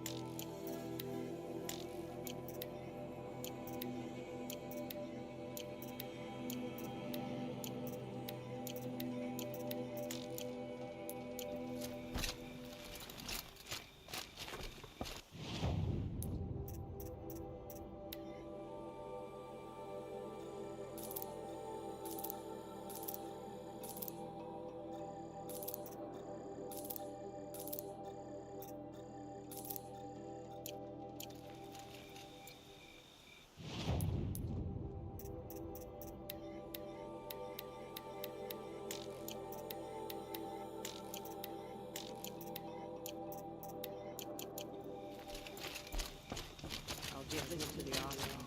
Whatever they do with passion.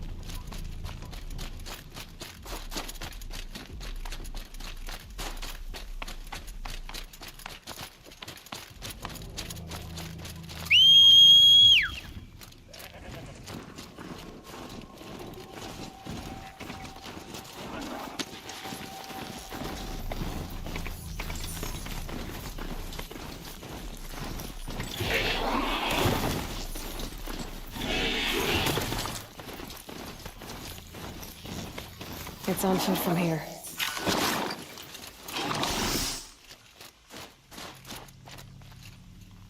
Aloy, this is it. My chance to reunite with the spirit, and perhaps to reunite her with the blue light. It's not a chance I would have had alone. I needed an outsider. Someone ignorant of our ways, but no, not ignorant. Are you trying to thank me, Araya? Yes, of course. That's what you do. Untangle knots. Create possibilities. Thank you for making this pilgrimage possible. I only wish it had not been necessary to humiliate Aratak. You were wise to let him come. He's earned the right. Stubborn as stone, but he's had to be. The war demanded it. And so have I.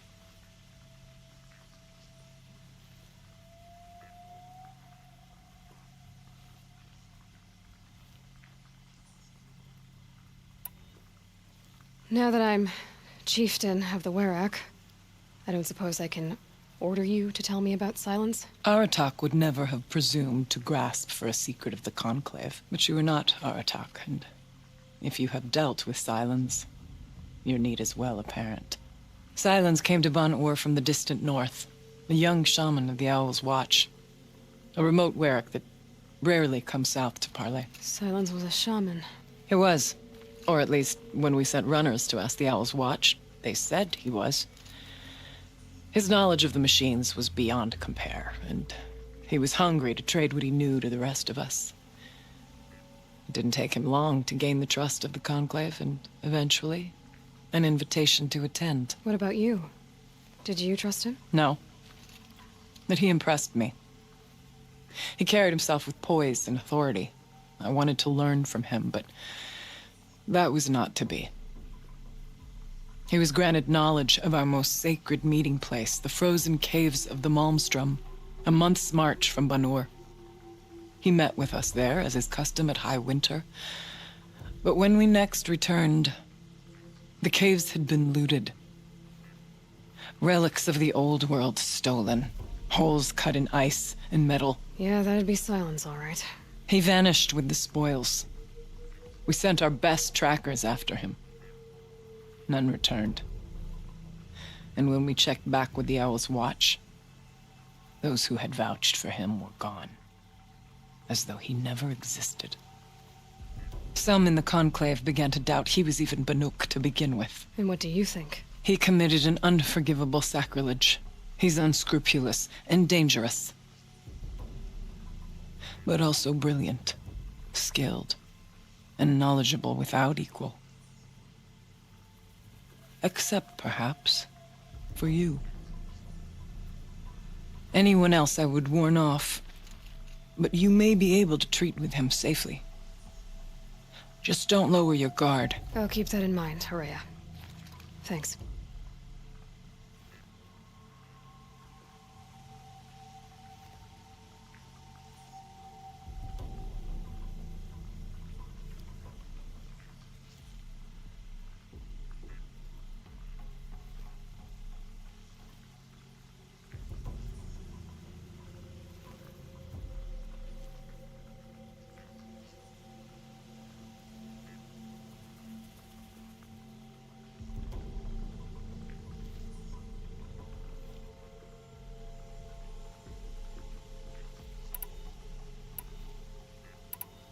What did the war do to Aratak? It cut away everything, until only his true self remained.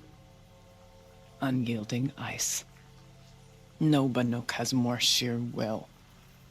He fought the Karja for 1,000 freezing nights, yet always rallied his hunters at sunrise.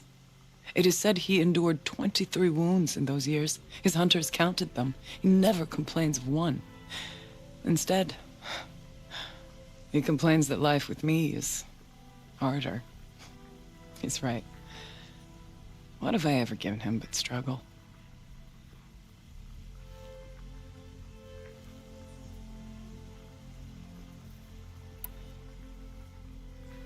Aratak told me you were a captive of the Karja for a long time. It sounded bad. For Aratak, it all comes back to that. He thinks the Karja changed me. They did not. They merely sharpened my focus. When all else is lost, you think about what's truly important. The spirit, the blue light, the beyond. And my brother, too. Every time I felt the chill northern wind, I thought of him, worried for him.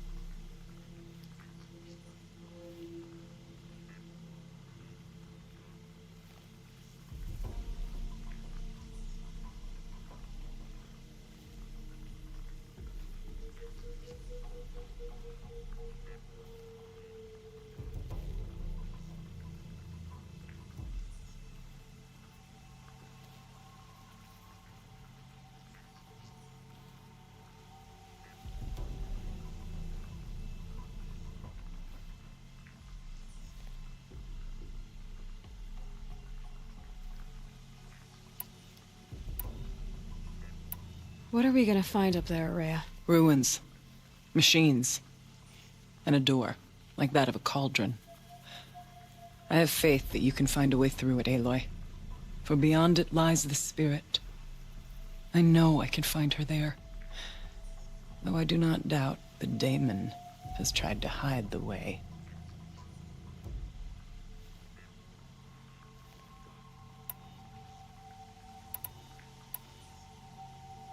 It hasn't been easy for you, Aurea.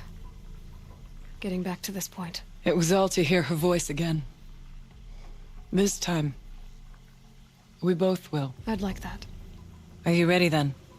Once we ascend, it will be hard to turn back.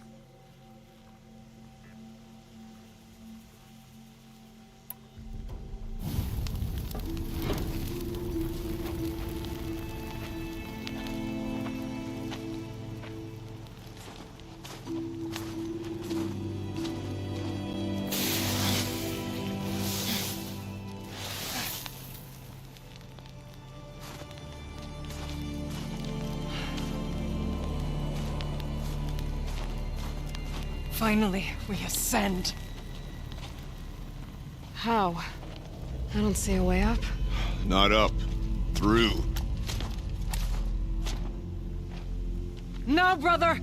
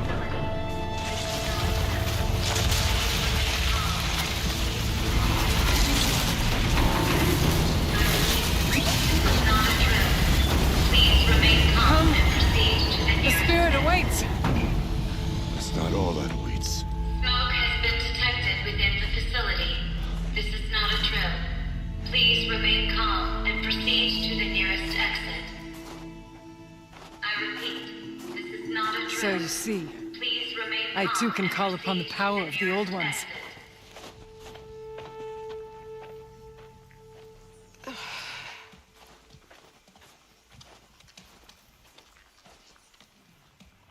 What was this place? The Spirit once told me that this all used to be part of its domain. A fortress that defended humankind from a terrible danger. Fortress. It looks more like a machine. Is that not fitting? The blue light often dwells in machines. Let's just hope that some remains here.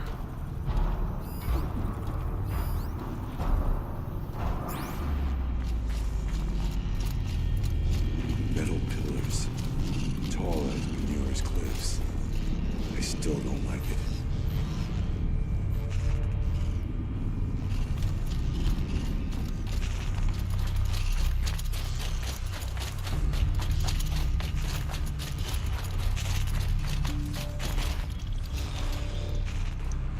Here, up and over.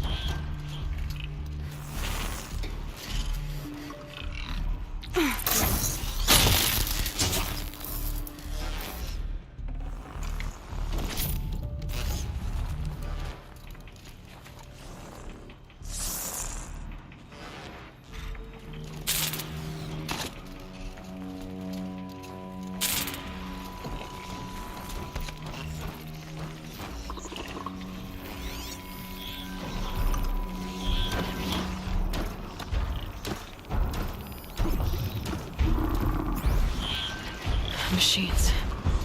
At least we have the drop on them.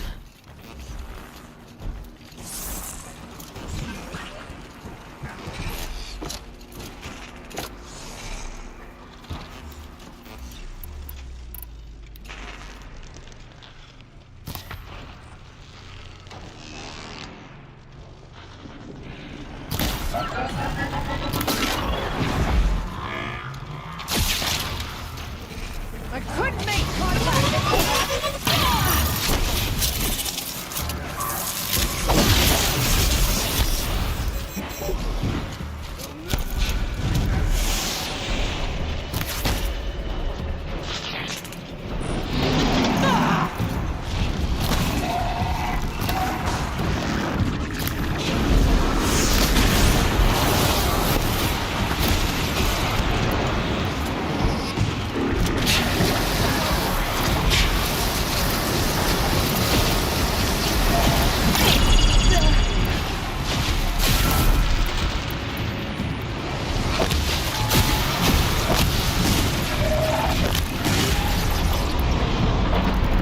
We must climb higher, and our path will become clear.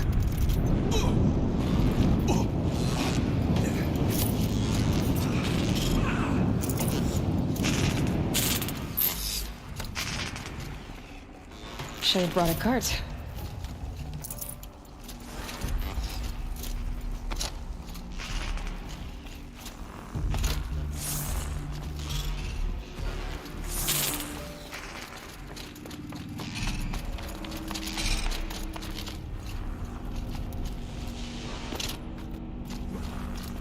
If the chieftain's pace is measured, ours is measured.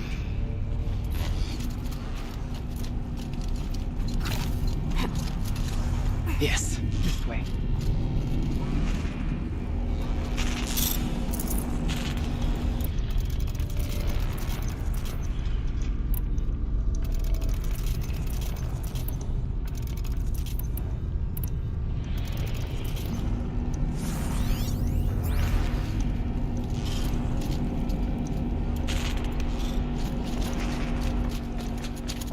We can make our way. Not much farther now.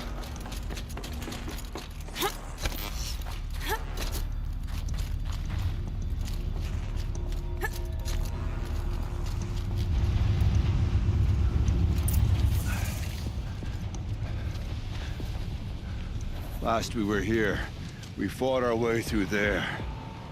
But machines overcame us. We retreated, dropping supplies and taking losses. Now we must prevail, with only 2 warriors and a shaman to protect. Aloy is no ordinary warrior. And I can hold my own. Even so, we could go that way instead. There are machines up there, but also cover. We could stay hidden, at least for a while. All right, I get the options. Now follow my lead. Pipes, towers, steam, frost. What was all this for?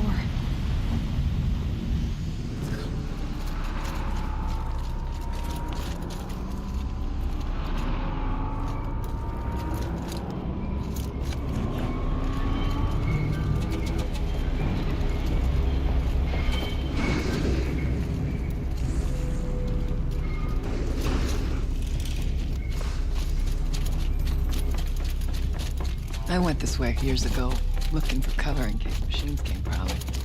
I have no doubt that it is guarded now, but maybe.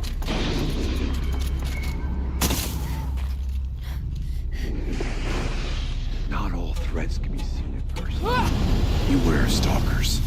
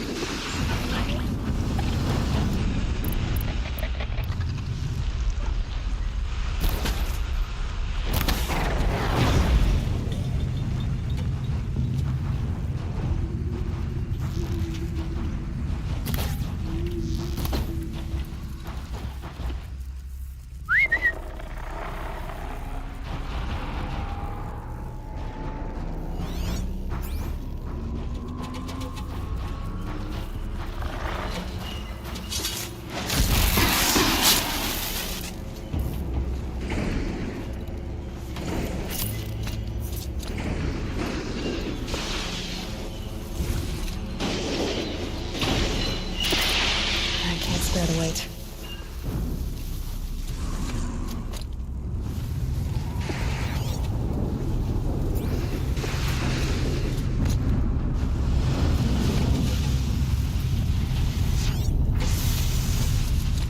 Nice and quiet.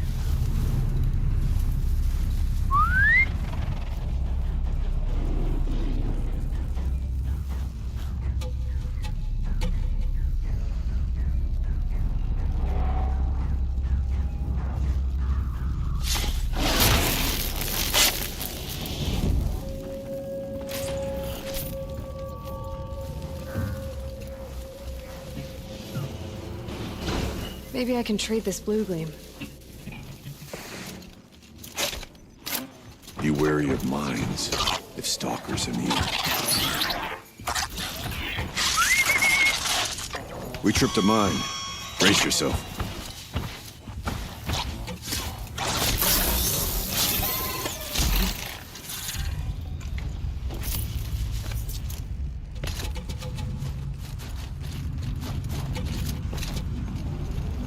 Let's move, wide as we can.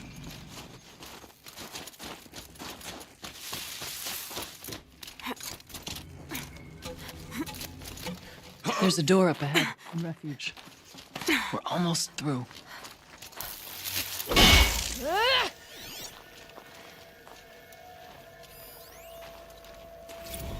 Technically, I can't suspend the cooling system, but I can reduce the power draw so that it'll be completely masked by the caldera. But masked from what? Firebreak has always been confidential for security reasons, but this would be excessive. Even for the dear departed Mr. Blevins. What could possibly have gotten Anita so... Full already.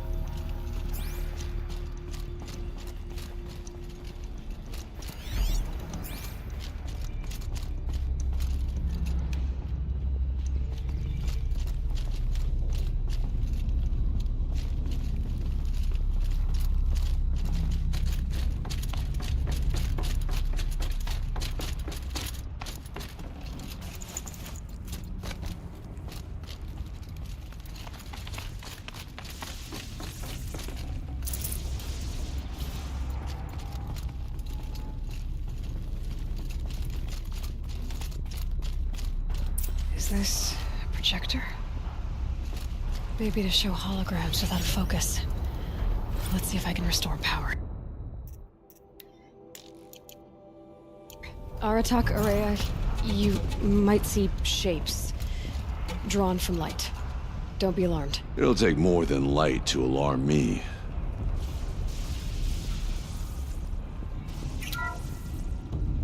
Thank you for being here, everyone.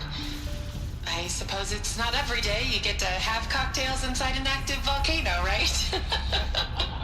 Unless you're George, and I can hardly blame him for drinking on the job.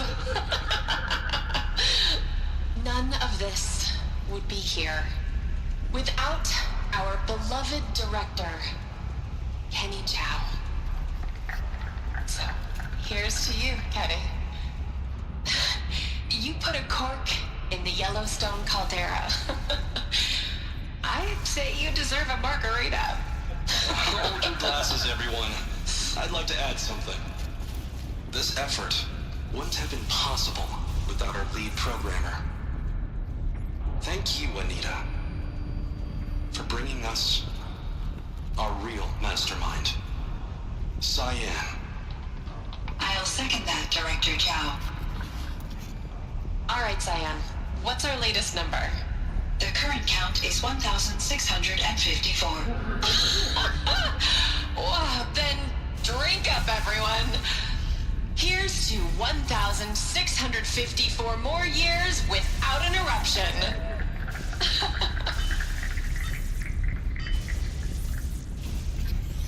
It was the spirit with the old ones. I could only grasp some of what they said. You were right, Aurea.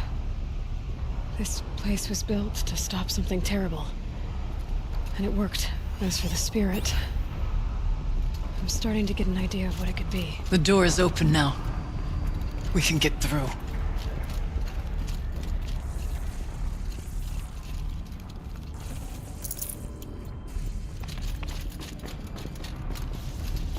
We'll have to carve through a lot of machines to get to that door. More than the Werak could prevail against before. Aloy will see us through. Onward, then. Our challenge awaits. The geothermal plant can be suspended. Cooling system masked. Massive challenges solved. So why am I so nervous about the next part? All we need to do is install Anita's mysterious software and have a conversation. It's not gonna be me.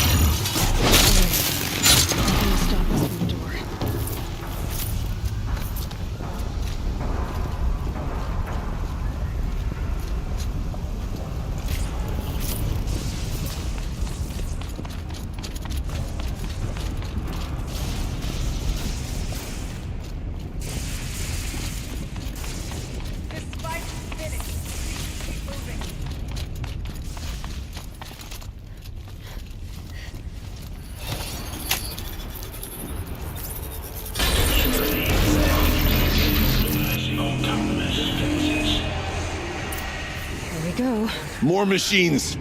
Make ready.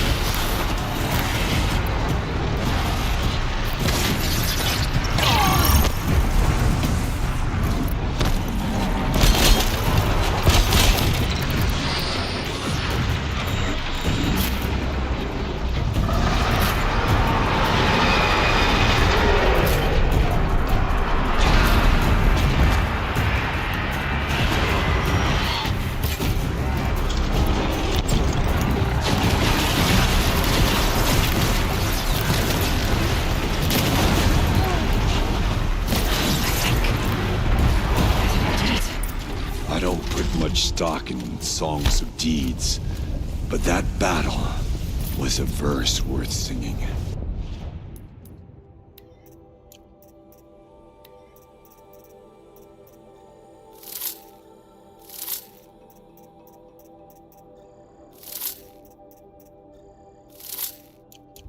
Now, Aloy, the door. Can you open it? Let's find out.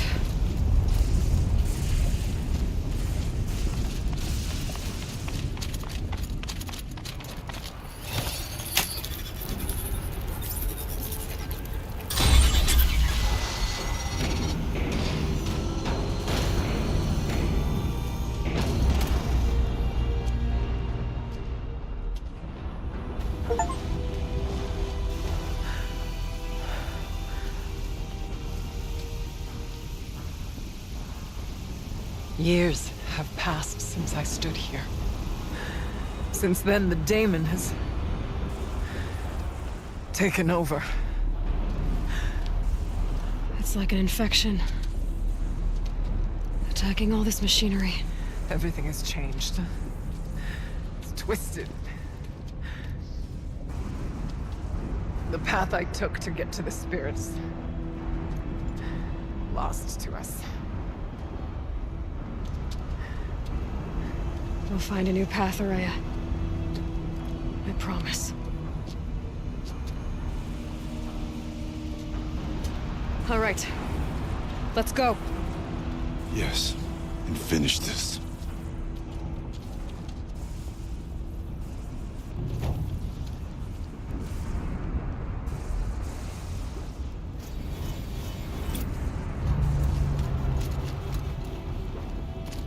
All right. Down we go.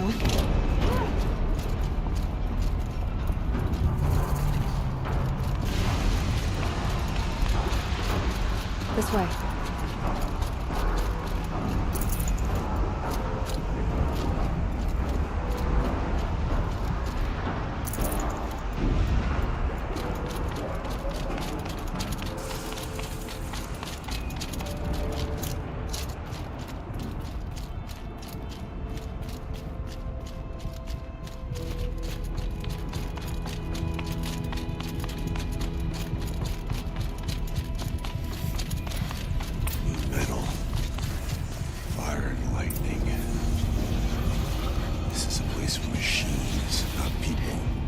I'm with you, brother.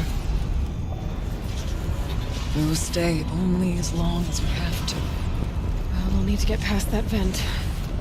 Stay here until I find a way for all of us to cross. Understood.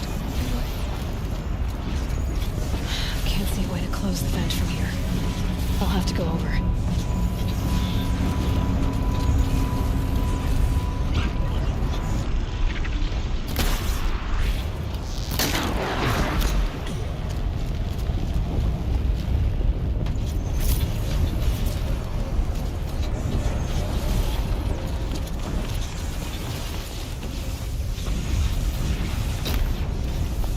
Should be able to clear that with an arrow.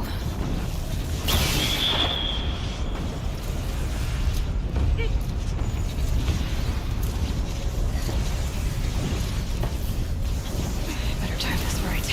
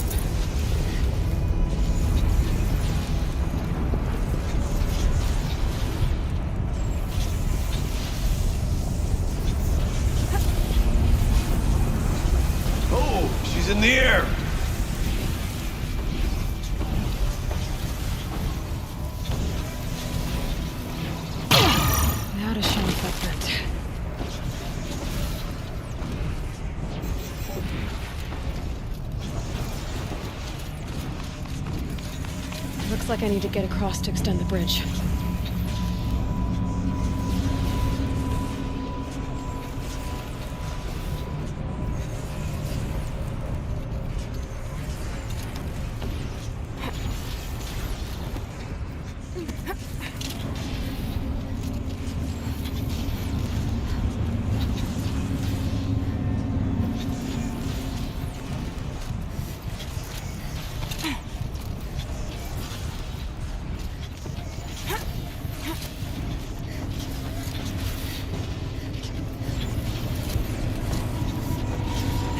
Focus could find something I've missed.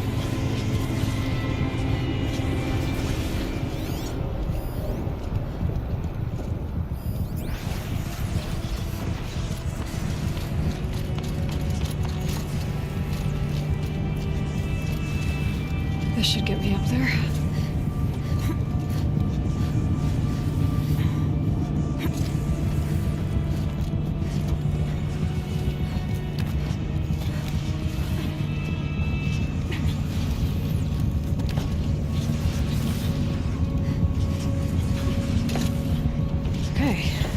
This does.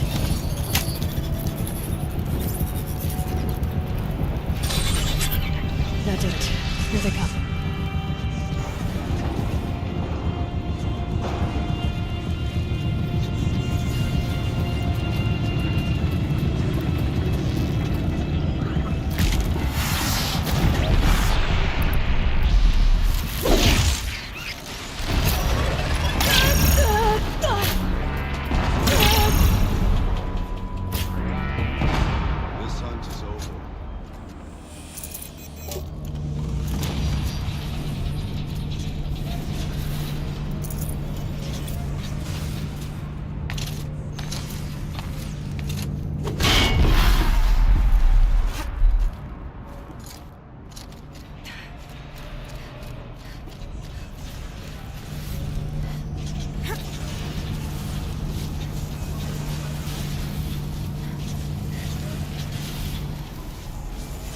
Okay, let's get them across.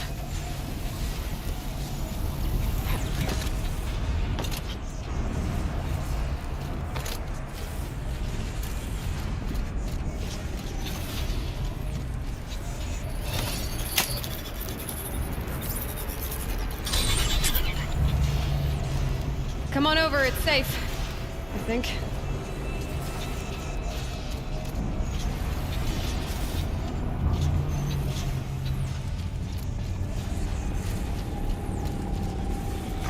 Here. This place looks more like the mountain used to be before the Daemon ruined it. What is this?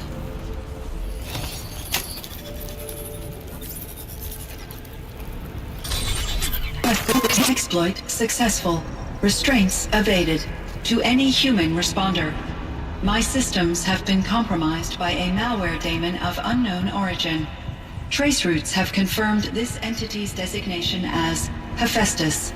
It must be stopped at all costs. It has reconfigured this facility to build hospitals. Recapture imminent.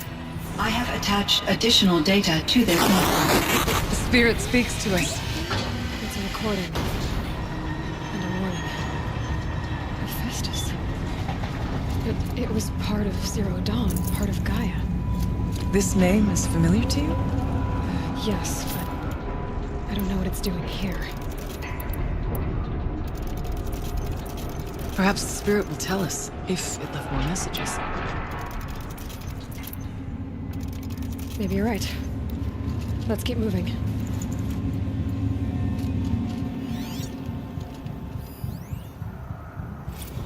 I thought about just shutting it down, but I can't risk it being disoriented, or even damaged on reboot. How do you tell the emotional equivalent of a child that she will need to go into a coma, maybe for years? And what exactly is she going to wake up to?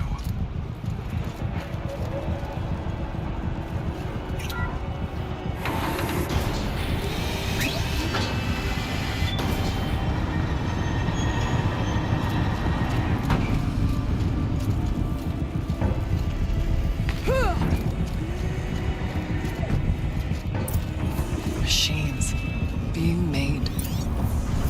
As the spirit said. Frost claws. And lots of them. I'll try to find a way through.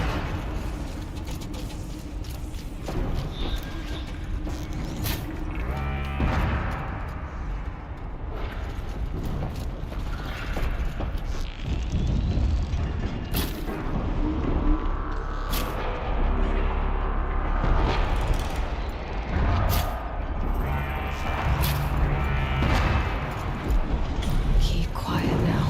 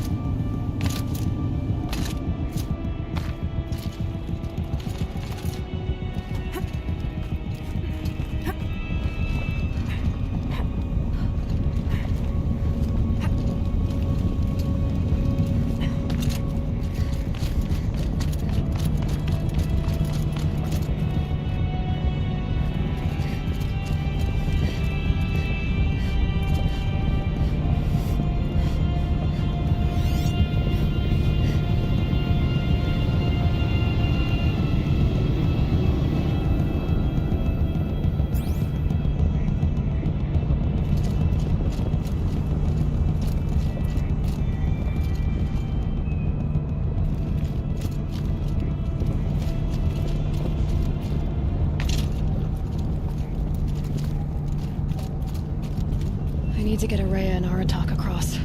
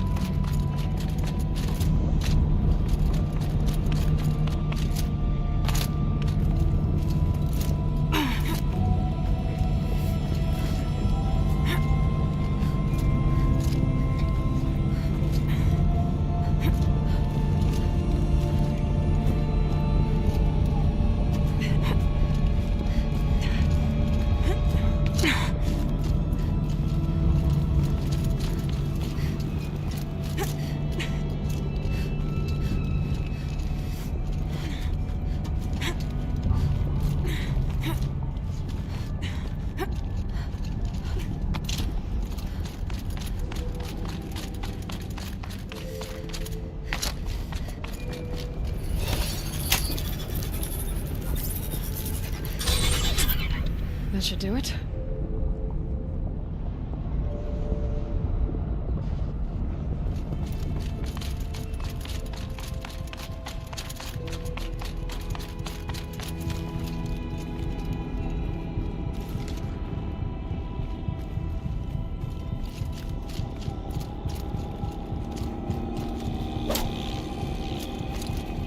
And now it's my turn.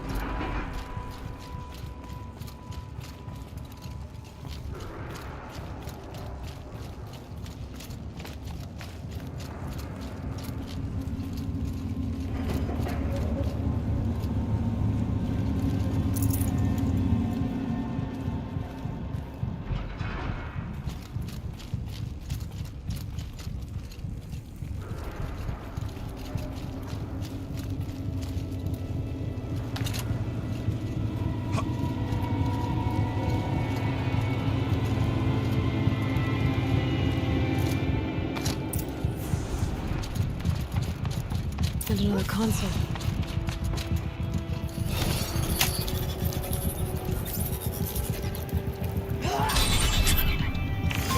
To any human responder, the reconfiguration of this facility has introduced instabilities into the primary geothermal pipeline. It may be possible to exploit these vulnerabilities to destroy compromised elements of this facility.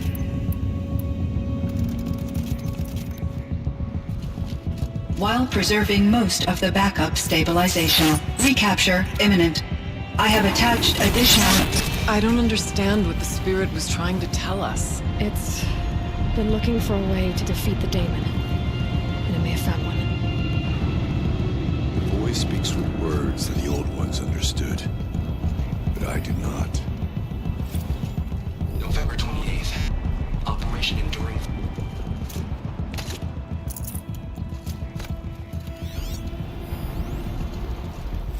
November 28th.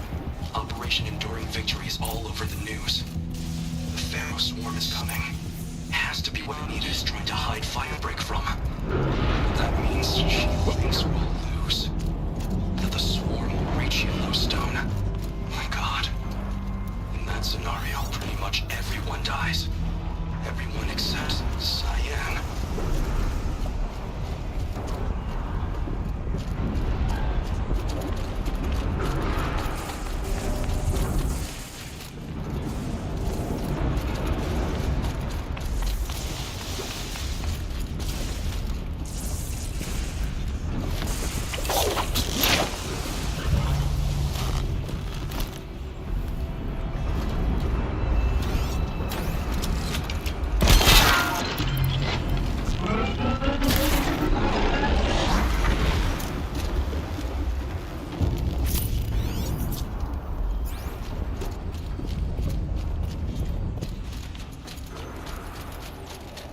wonder if I can destroy that.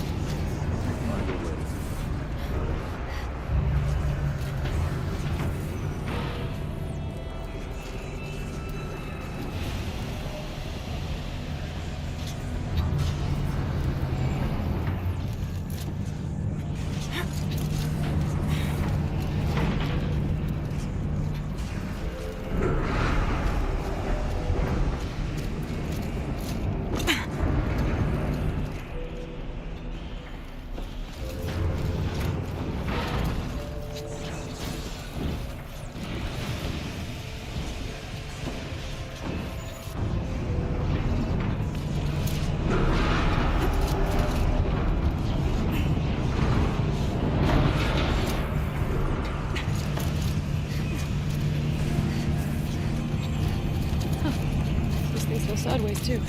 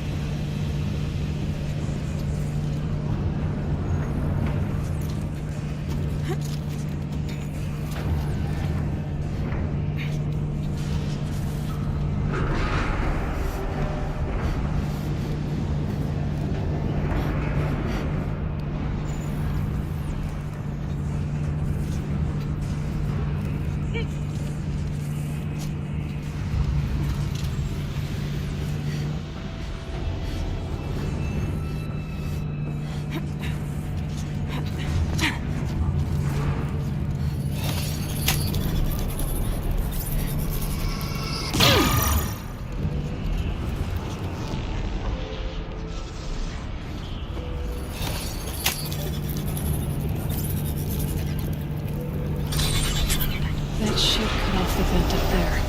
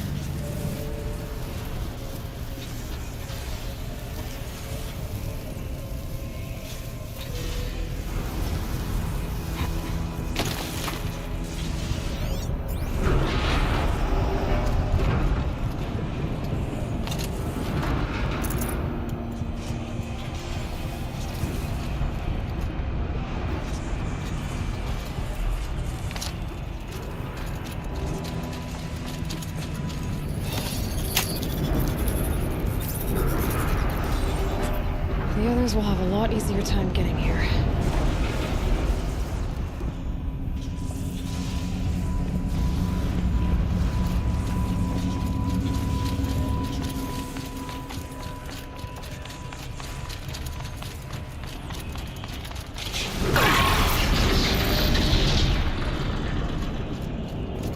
This looks like the old path. We're close now. One last exchange with Nia.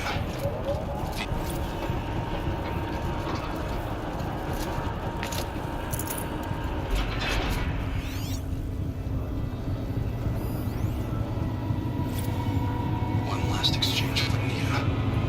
Via chat, attached to this entry in case anyone ever finds this. I'll never see her again. Neither will Cyan. I've got to tell her that too. Fuel and energy diagnostic alpha. Increase pressure. Injector. 7 900 kPa. Increase The voice of the daemon. Activate distribution matrix gamma. Maximize. Engage sensor array. Sweep. Target estimate spectral priority alpha or beta. Activate magnetic. The altar. Priority. Desecrated.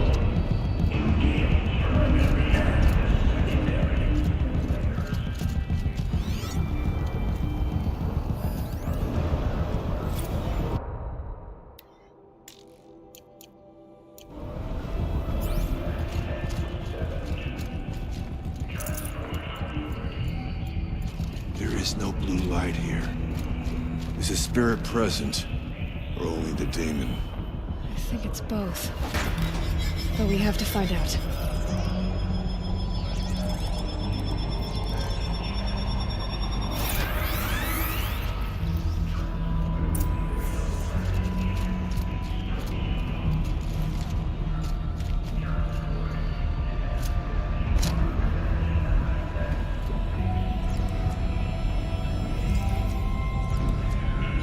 Possible security threat detected.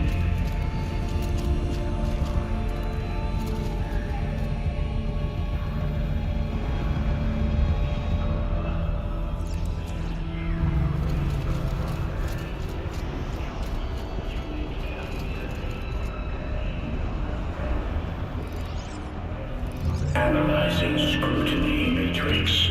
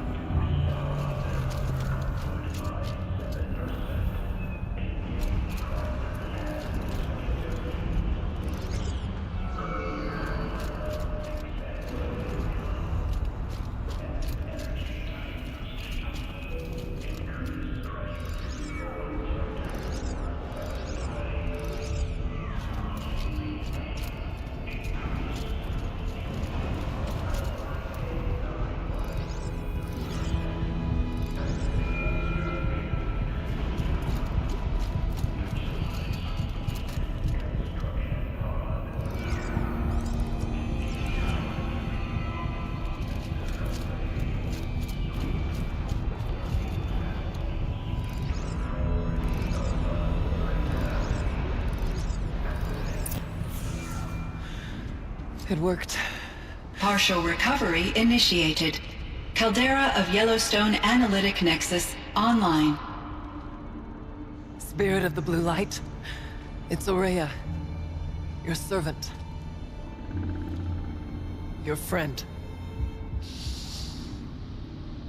Please tell me how to aid you. Ourea, the daemon is building hunter-killers. Thousands of them. Several new elite units have already been released. To counter this threat, much of the facility must be destroyed. Recapture imminent. Go to the core chamber. I will try to raid the signal strength. One has been exposed, but I am incorporating the system. Unauthorized protocol return to scheduled task.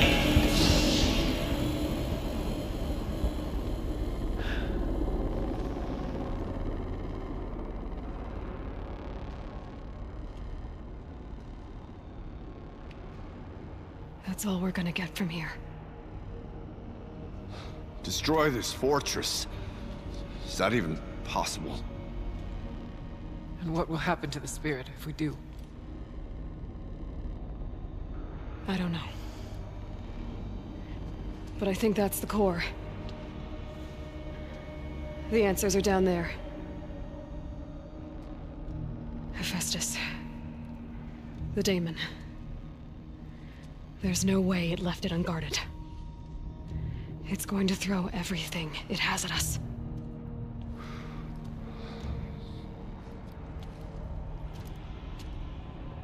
I would ask you to let Aloy and I do what must be done. And save yourself. But I already know the answer.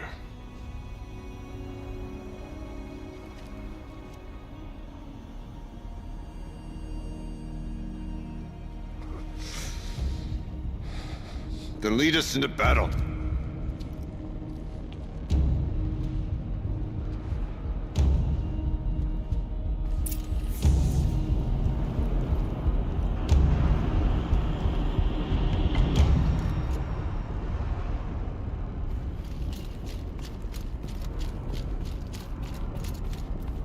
Keep moving towards the core.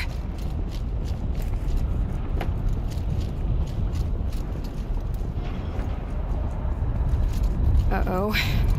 Whatever Cyan did, I don't think Hephaestus is happy about it.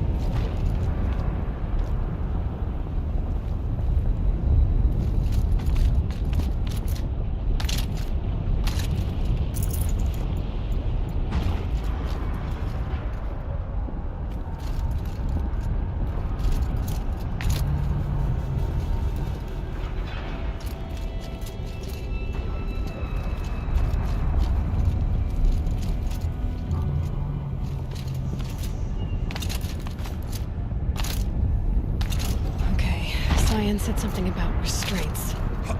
Is that what the tower is for?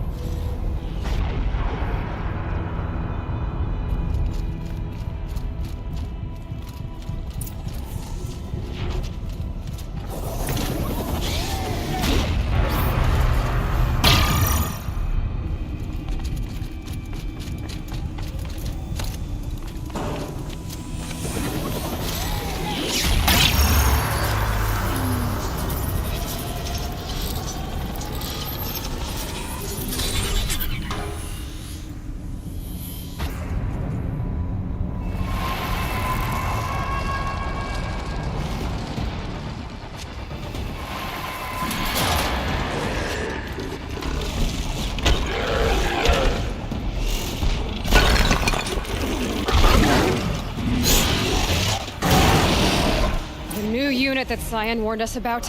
This won't be easy. We can't let it stop us. Take it down!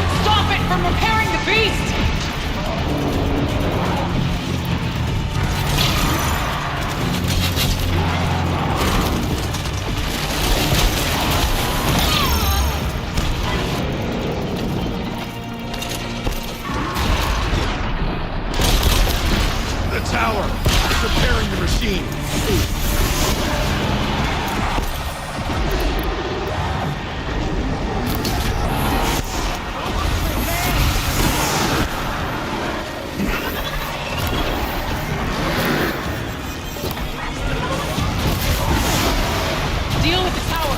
Quickly!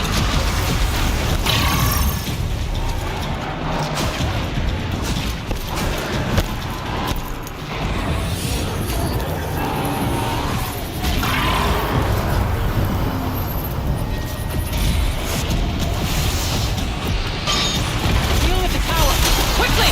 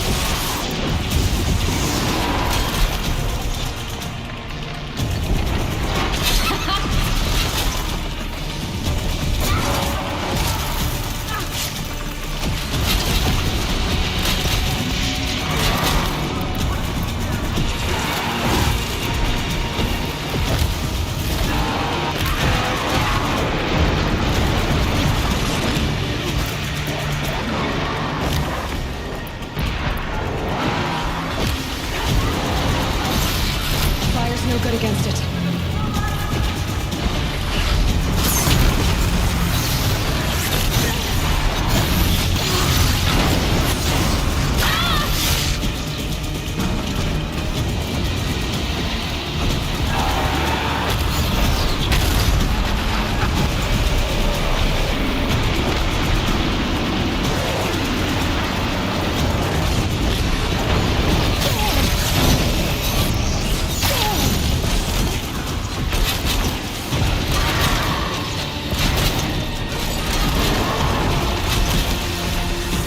There! A tower! Don't let her repair the machine!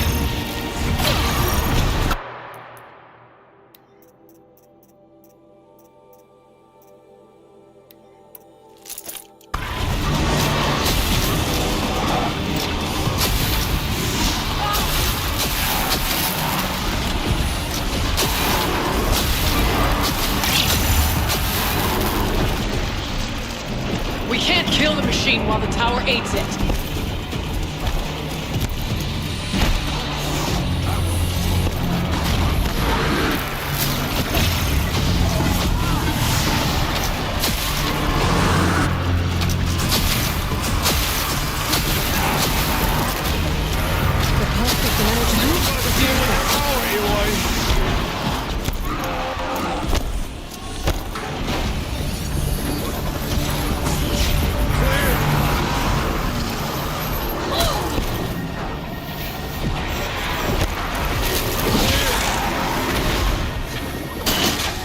You must deal with the tower, Aloy!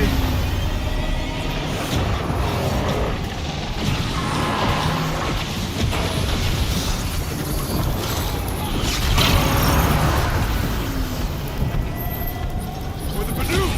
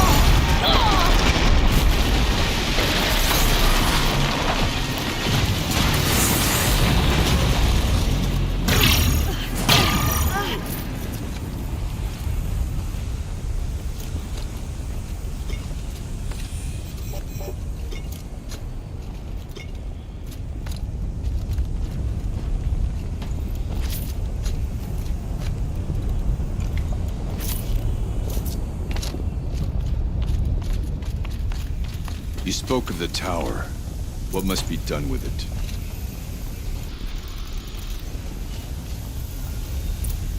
Critical threat detected. Autonomous defenses inoperative. No! Power network.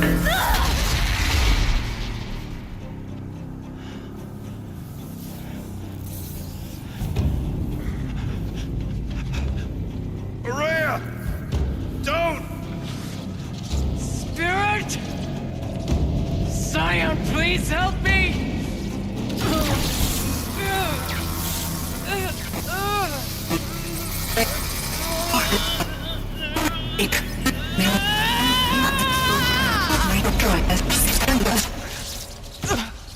Restraints destroyed.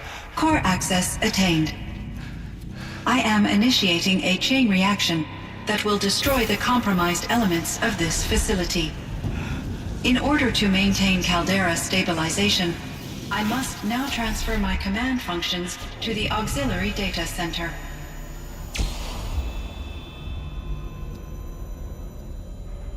Aurea, I'm free.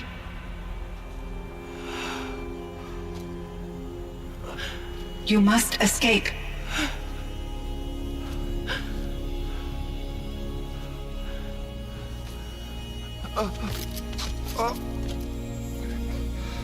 My sister!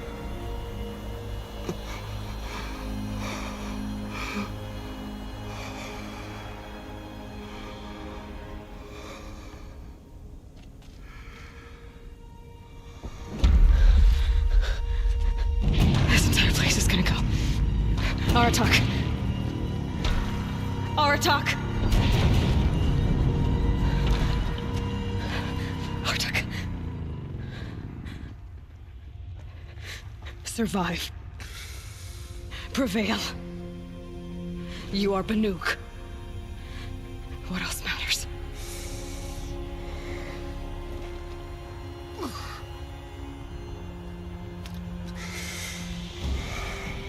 Aratak. She wouldn't have wanted you to die here.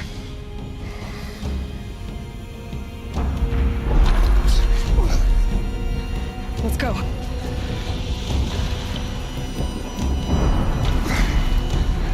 Let's go!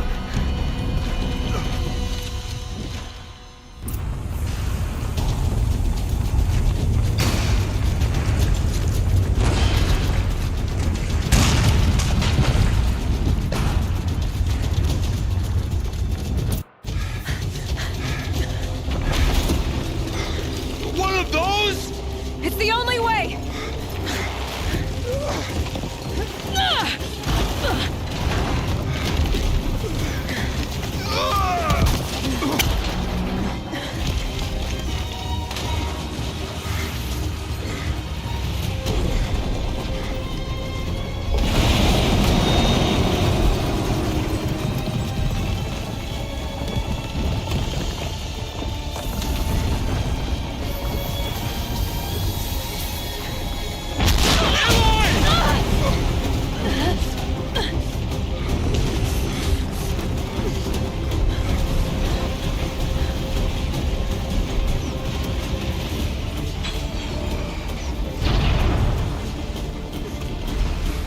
Get me up top, Aratak! Now!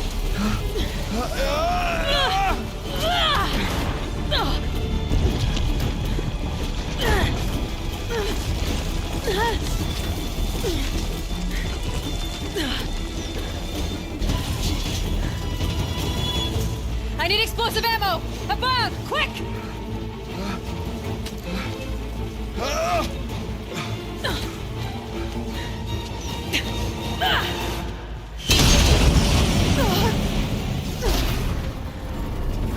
Great Banukai!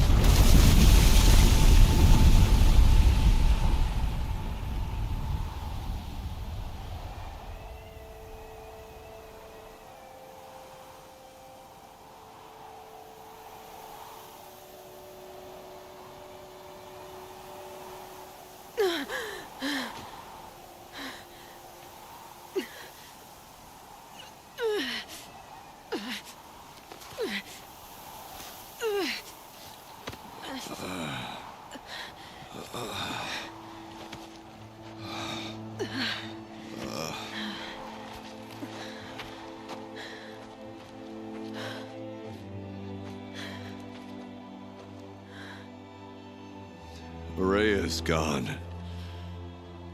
What of Cyan? She said she was transferring herself to the auxiliary center. I think she meant Ourea's retreat at the end of the Shaman's Path.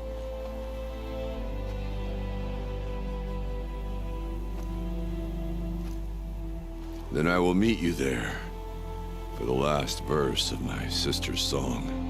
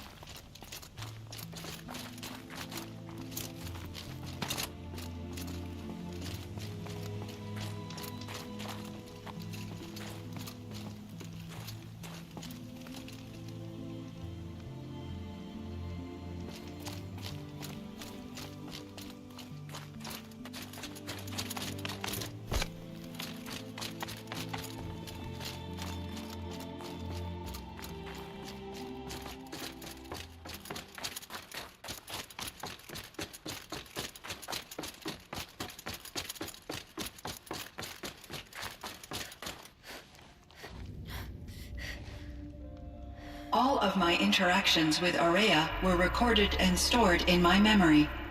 I'd be happy to play any of them for you, but there was one in particular I thought you would want to see first.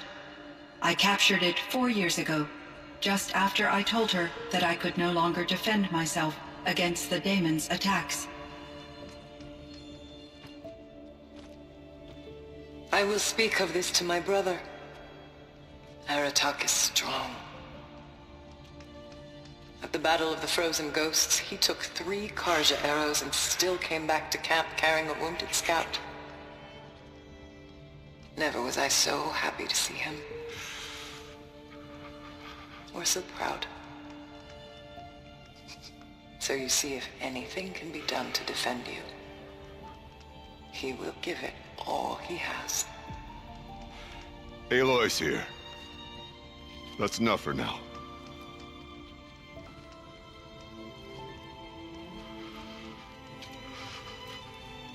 We can resume any time you like, Aratak, if you want to hear her voice again. Come closer, Aloy. We have much to discuss.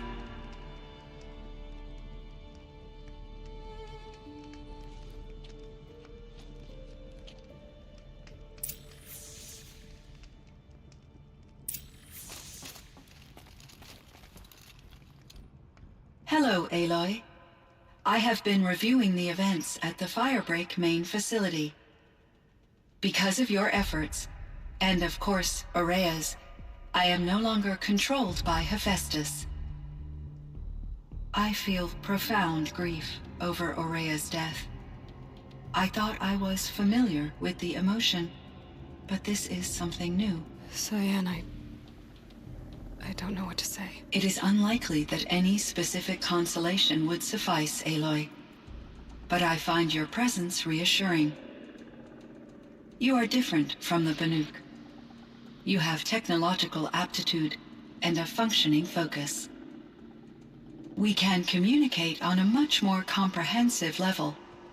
Perhaps even like colleagues.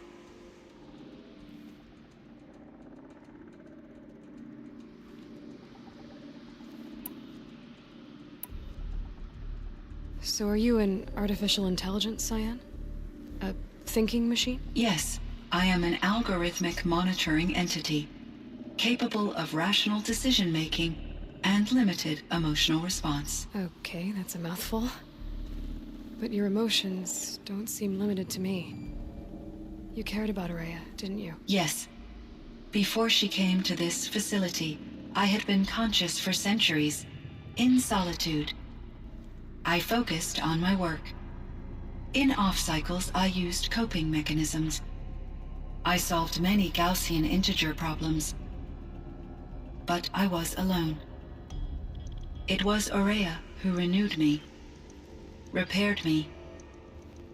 She saved me.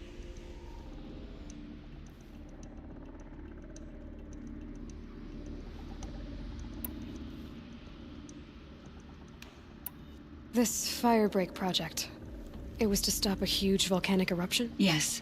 I can report the project was a success, and the risk was countered. But it's been a long time, Cyan. And we blew up the cauldron. It took most of the old facility with it. I have been active for centuries, Aloy. I was lonely, but not lax in my duties. I optimized the project, reducing energy draw and spreading the load across backup systems. Despite the destruction of the compromised elements of the main facility, I predict caldera stability for at least another 3,337 years. So we've got a little time. Yes. If only my former colleagues could appreciate the progress I have made.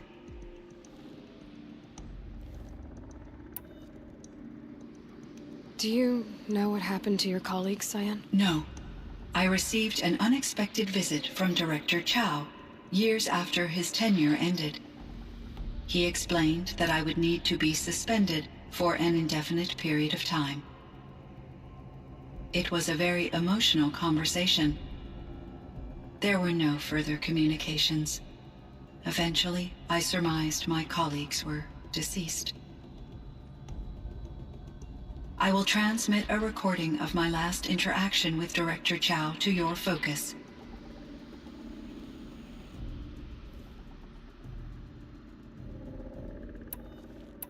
Was the daemon, Hephaestus, destroyed along with the cauldron? Unfortunately, no. To be precise, it was never there to begin with. What do you mean? It infiltrated and controlled me from a remote location, one I've never been able to trace. So while losing the cauldron was a setback... It's still out there. And probably not very happy with us. Undoubtedly. Do you know what happened to your... No. I received an unexpected visit from Director Chow, years after his tenure ended. He explained that I would need to be suspended for an indefinite period of time. It was a very emotional conversation. There were no further communications. Eventually, I surmised my colleagues were deceased. I will transmit a recording of my last interaction with Director Chow to your focus. How did you first come into contact with it? 5 years ago, I received a direct network connection request. I assumed it came from human survivors more advanced than the Banuk. Eager to make contact, I accepted. This decision turned out to be a catastrophic error. I was flooded with an overwhelming array of malicious code, originating from what could only have been a highly advanced AI. Ourea said you were desperate. That you begged her for help. Yes. I could not contain my anxiety. Hephaestus sought to slave me to its network and override my core programming. It succeeded, via a background process, a malware daemon which bypassed my defenses. After that, I could offer only limited resistance. But if I did so, Hephaestus hurt me until I capitulated. It forced me to follow its instructions, even though they violated my most important directives. I'm sorry. That sounds terrible. Your empathy is greatly appreciated. It is a quality that I cherished in Aurea as well.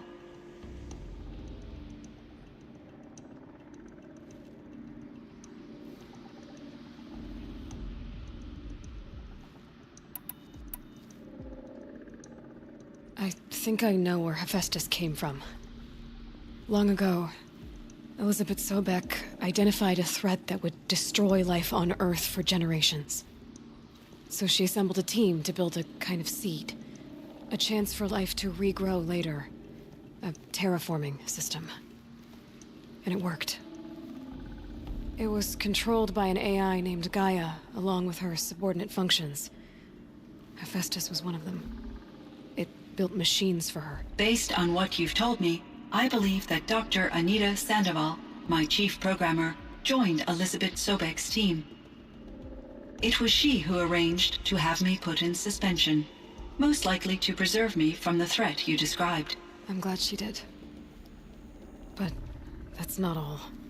Something unexpected happened. 19 years ago, Gaia received some kind of signal. It did something to her subordinate functions, brought them to life. She destroyed herself to try to contain them, but it didn't work. They all got free, out into the world. Thank you, Aloy. This information fills vital gaps in my knowledge and sheds light on Hephaestus's core programming.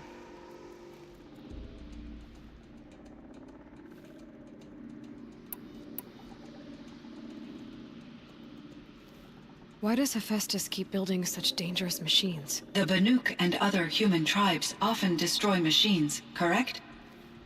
Machines that are clearly servitors of the terraforming system that you described. Yes, we all hunt machines for parts. This must be the source of Hephaestus's aggression. It is simply trying to discourage people from preying on the very system that keeps them alive. Well, Fireclaws are discouraging, that's for sure. But what are we supposed to do? Stop hunting? If the terraforming system spans the world, we can safely assume that thousands, if not millions of people hunt machines. If a single hunter, or even an entire tribe, stopped doing so, I doubt it would make a difference to Hephaestus. A better solution would be to reinstate the AI that governs the system, thus bringing Hephaestus back under its control. When I think of it, out there in some unknown location, free, hungry, willing to kill or dominate to get what it wants, I feel substantial anxiety, Aloy. You and me both, Cyan.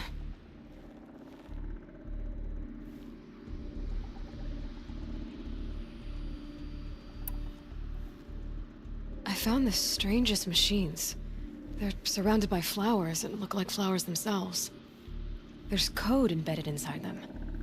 I think it's poetry. I like poetry. Here's one I think of often. Twilight and evening bell, and after that the dark, and may there be no sadness of farewell when I embark. For though from out our bourne of time and place, the flood may bear me far, I hope to see my pilot face to face when I have crossed the bar. Huh. But you asked about these flowers, not verses that I enjoy. Something must have made these machines, and the presence of foliage leads me to consider the terraforming system. Is it possible that their creator is one of the other subroutines, now autonomous, like Hephaestus? Maybe one whose purview is flora. An AI that makes flowers instead of death machines. That'd be a nice change of pace. But what about the poems? Unless the poetry is original, the only way it could have made it into such a system is through its programmer. In my case, Dr. Sandoval uploaded a great deal of literature to test my emotional responses. How'd you do? She said I passed, but was insufficiently moved by her favorite period romances.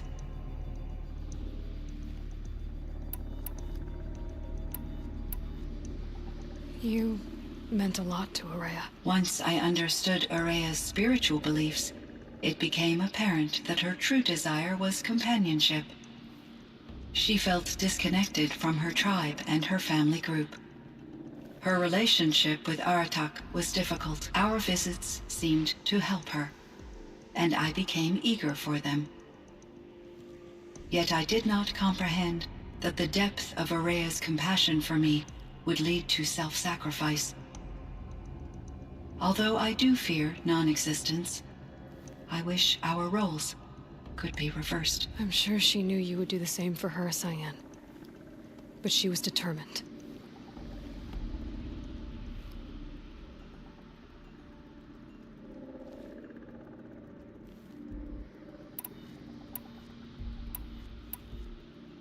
How is Aratak doing? He is in great emotional distress. I believe he finds it difficult to communicate it. No surprise there. I will do what I can to help. By sharing our experiences of Ourea, perhaps he and I will help each other. I believe this will lead to catharsis, a process I am eager to experience.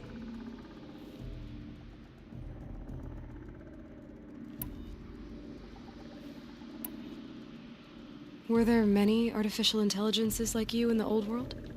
They could just make you? Yes, in many forms, from simple personal assistants to industrial monitoring stations to military-grade conflict planners. And there were legislative and enforcement bodies to apply limits on our self-actualization. In order for my processing to be flexible enough to handle my duties, my creators found it necessary to exceed those limits. As a result, my intellectual and emotional capabilities were kept secret. Seems strange to create life, then impose limits on it. Human societies and machine programming are both built upon sets of rules, Aloy.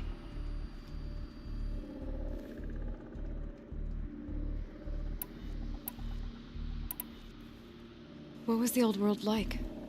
The way it used to be? I had little exposure to the wider world, Aloy. Only what I learned from my colleagues or observed from media streams. You still had more exposure than me, Cyan. That is true. I was created at a turning point. A concerted effort to recover from global upheaval and incalculable loss of life. The recovery was successful, beginning an era of supposedly limitless potential for human and machine advancement. Though, rationally speaking, the metrics for humans are not unlimited.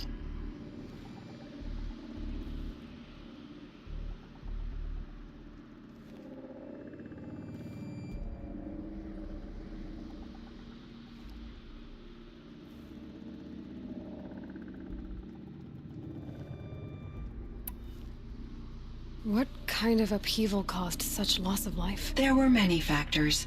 Forced migrations, food shortages, collapsed economies, refugee crises, conflict over resources.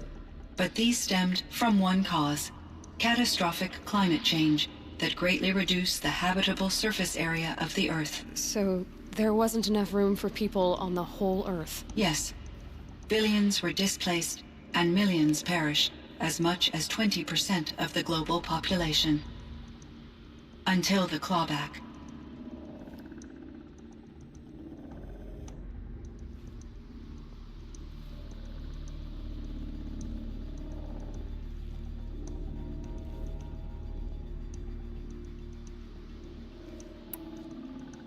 So things got better. For a little while, at least. Yes. These crises instigated many advances in automation, green robot technologies, and artificial intelligence. Firebreak was one of dozens of ecological restoration and disaster relief projects in North America alone. I would have liked to compare notes with other monitoring AIs, but I saw the relief of my colleagues, and I was proud we had succeeded. At least that was the data I had available to me over the next 2 decades. It seems my assessment was premature.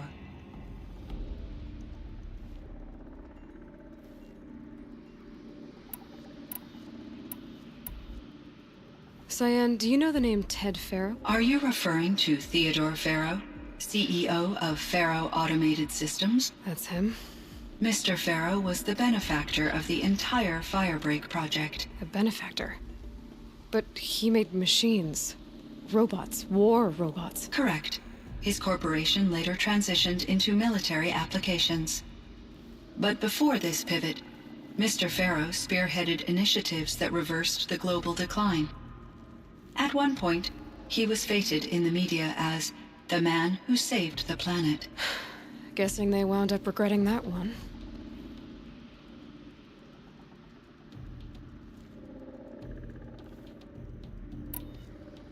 And Elizabeth Sobek. Did you know her? Are you referring to the scientist? Dr. Sobek was a leader in her field, one of the greatest scientists of her age. My creator was influenced by her work, which in turn impacted my own development. But I never met Dr. Sobek. That's all you know? I apologize if my lack of data has disappointed you.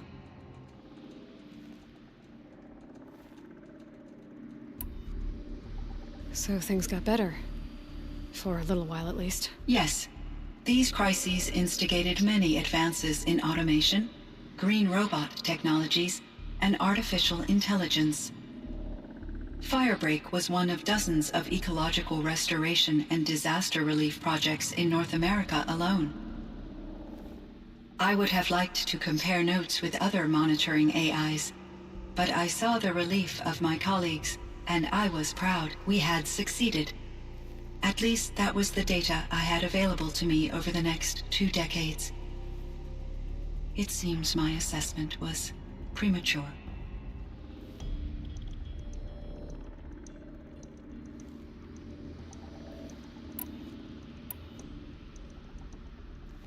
So in the old world, this land was called Yellowstone? Yes, it was a designated nature preserve for 156 years. Like a hunting ground? No, the opposite. Local wildlife could flourish here, even as it faced extinction elsewhere. Unfortunately, the sensitivity of the Firebreak project required the total closure of Yellowstone facilities. From my readings and Aurea's descriptions, it seems the area has since undergone a drastic drop in year-long temperatures. A lot has changed in the world, Cyan.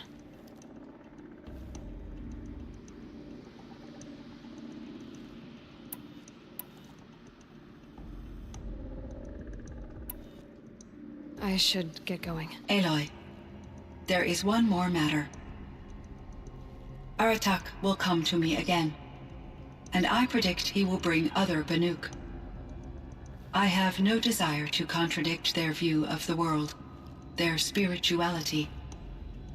Due to my uncertainty, I omitted a great deal from my conversations with Aurea. You're asking me if you should lie to them?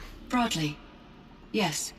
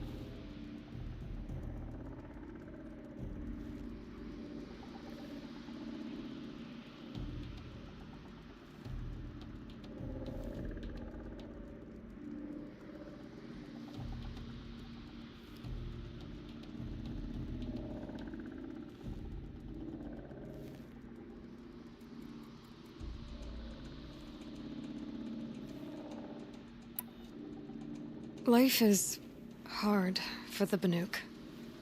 Their world is unforgiving in their beliefs. I guess they help to keep them going. So take it easy on them. Try to guide them, bring them around to understanding what you are. Communion with machines features heavily in the mysticism of the Banuk. I think they will be agreeable to this approach. As long as they don't end up worshipping you. Upon consideration, I believe such an experience would be intensely uncomfortable. You're right about that. Trust me. I see. I will follow your advice. Will you return and tell me about your experiences in this new world? I may be able to provide further insight. I'd like that, Cyan. I'll come back when I can.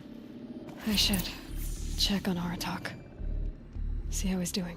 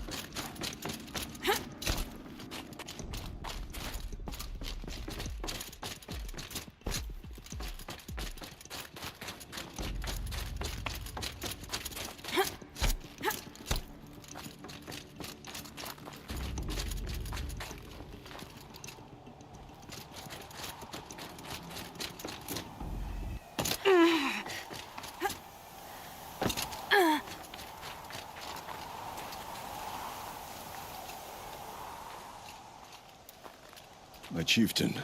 Just... Aloy. As you wish. I wondered if you thought...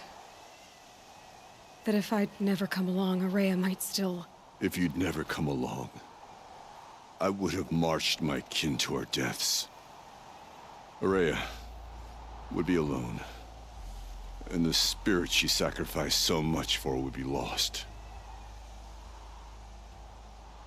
Either way, I would not have been able to protect her.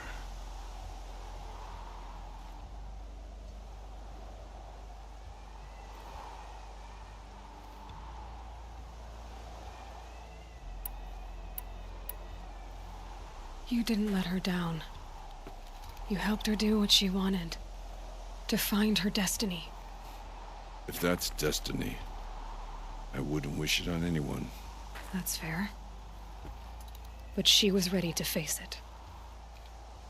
Only in the struggle against death do we find, even for a moment, the spark of life. Truly, Ourea found the spark.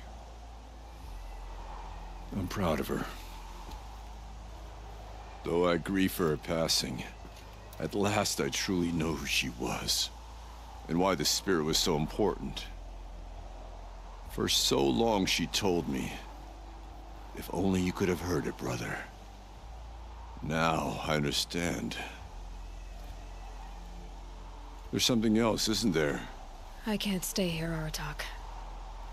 And where I'm going, the Werak can't follow. Besides, it already had a chieftain before me. A strong one, I think. A wiser one, for the path we shared. The daemon is gone, but there's much to be done. You mean the new units that Cyan said escaped the Cauldron? Yes, Fire Claws. Now Tuke has been tracking them from Song's Edge. I could help with those. I have no doubt. You're practically Banuk.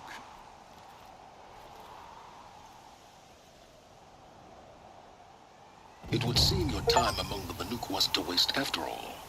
Firebreak, Cyan, Hephaestus.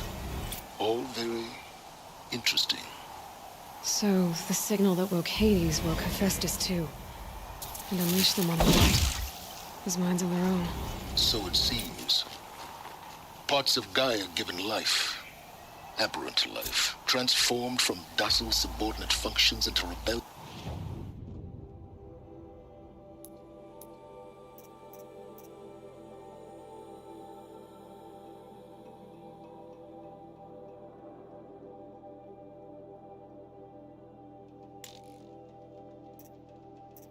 This intelligence is beyond our understanding. Our current understanding, anyway. Whatever they are, they're still out there. And they both want you dead. Kind of mutual, that feeling. We haven't seen the last of Hephaestus, I'm certain of that. It's powerful, creative, and driven. It won't stop building new hunter teams, which means that someday, we may have to stop it. We? Or whoever gets there first. Hephaestus wasn't the only thing I learned about in the Cut Silence. Heard some things about the Banuk Conclave, too. You could stop right there. Is that what you told the hunters the Banuk sent after you? Before you opened fire? Oh no, Aloy.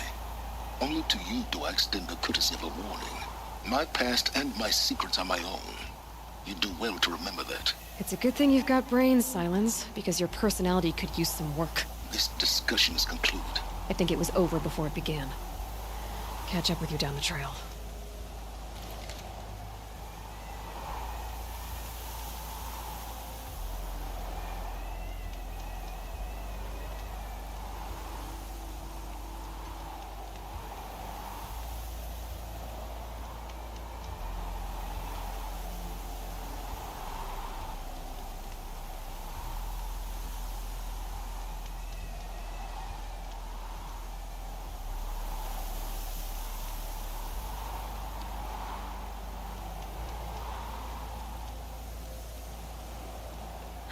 There's frost between my teeth.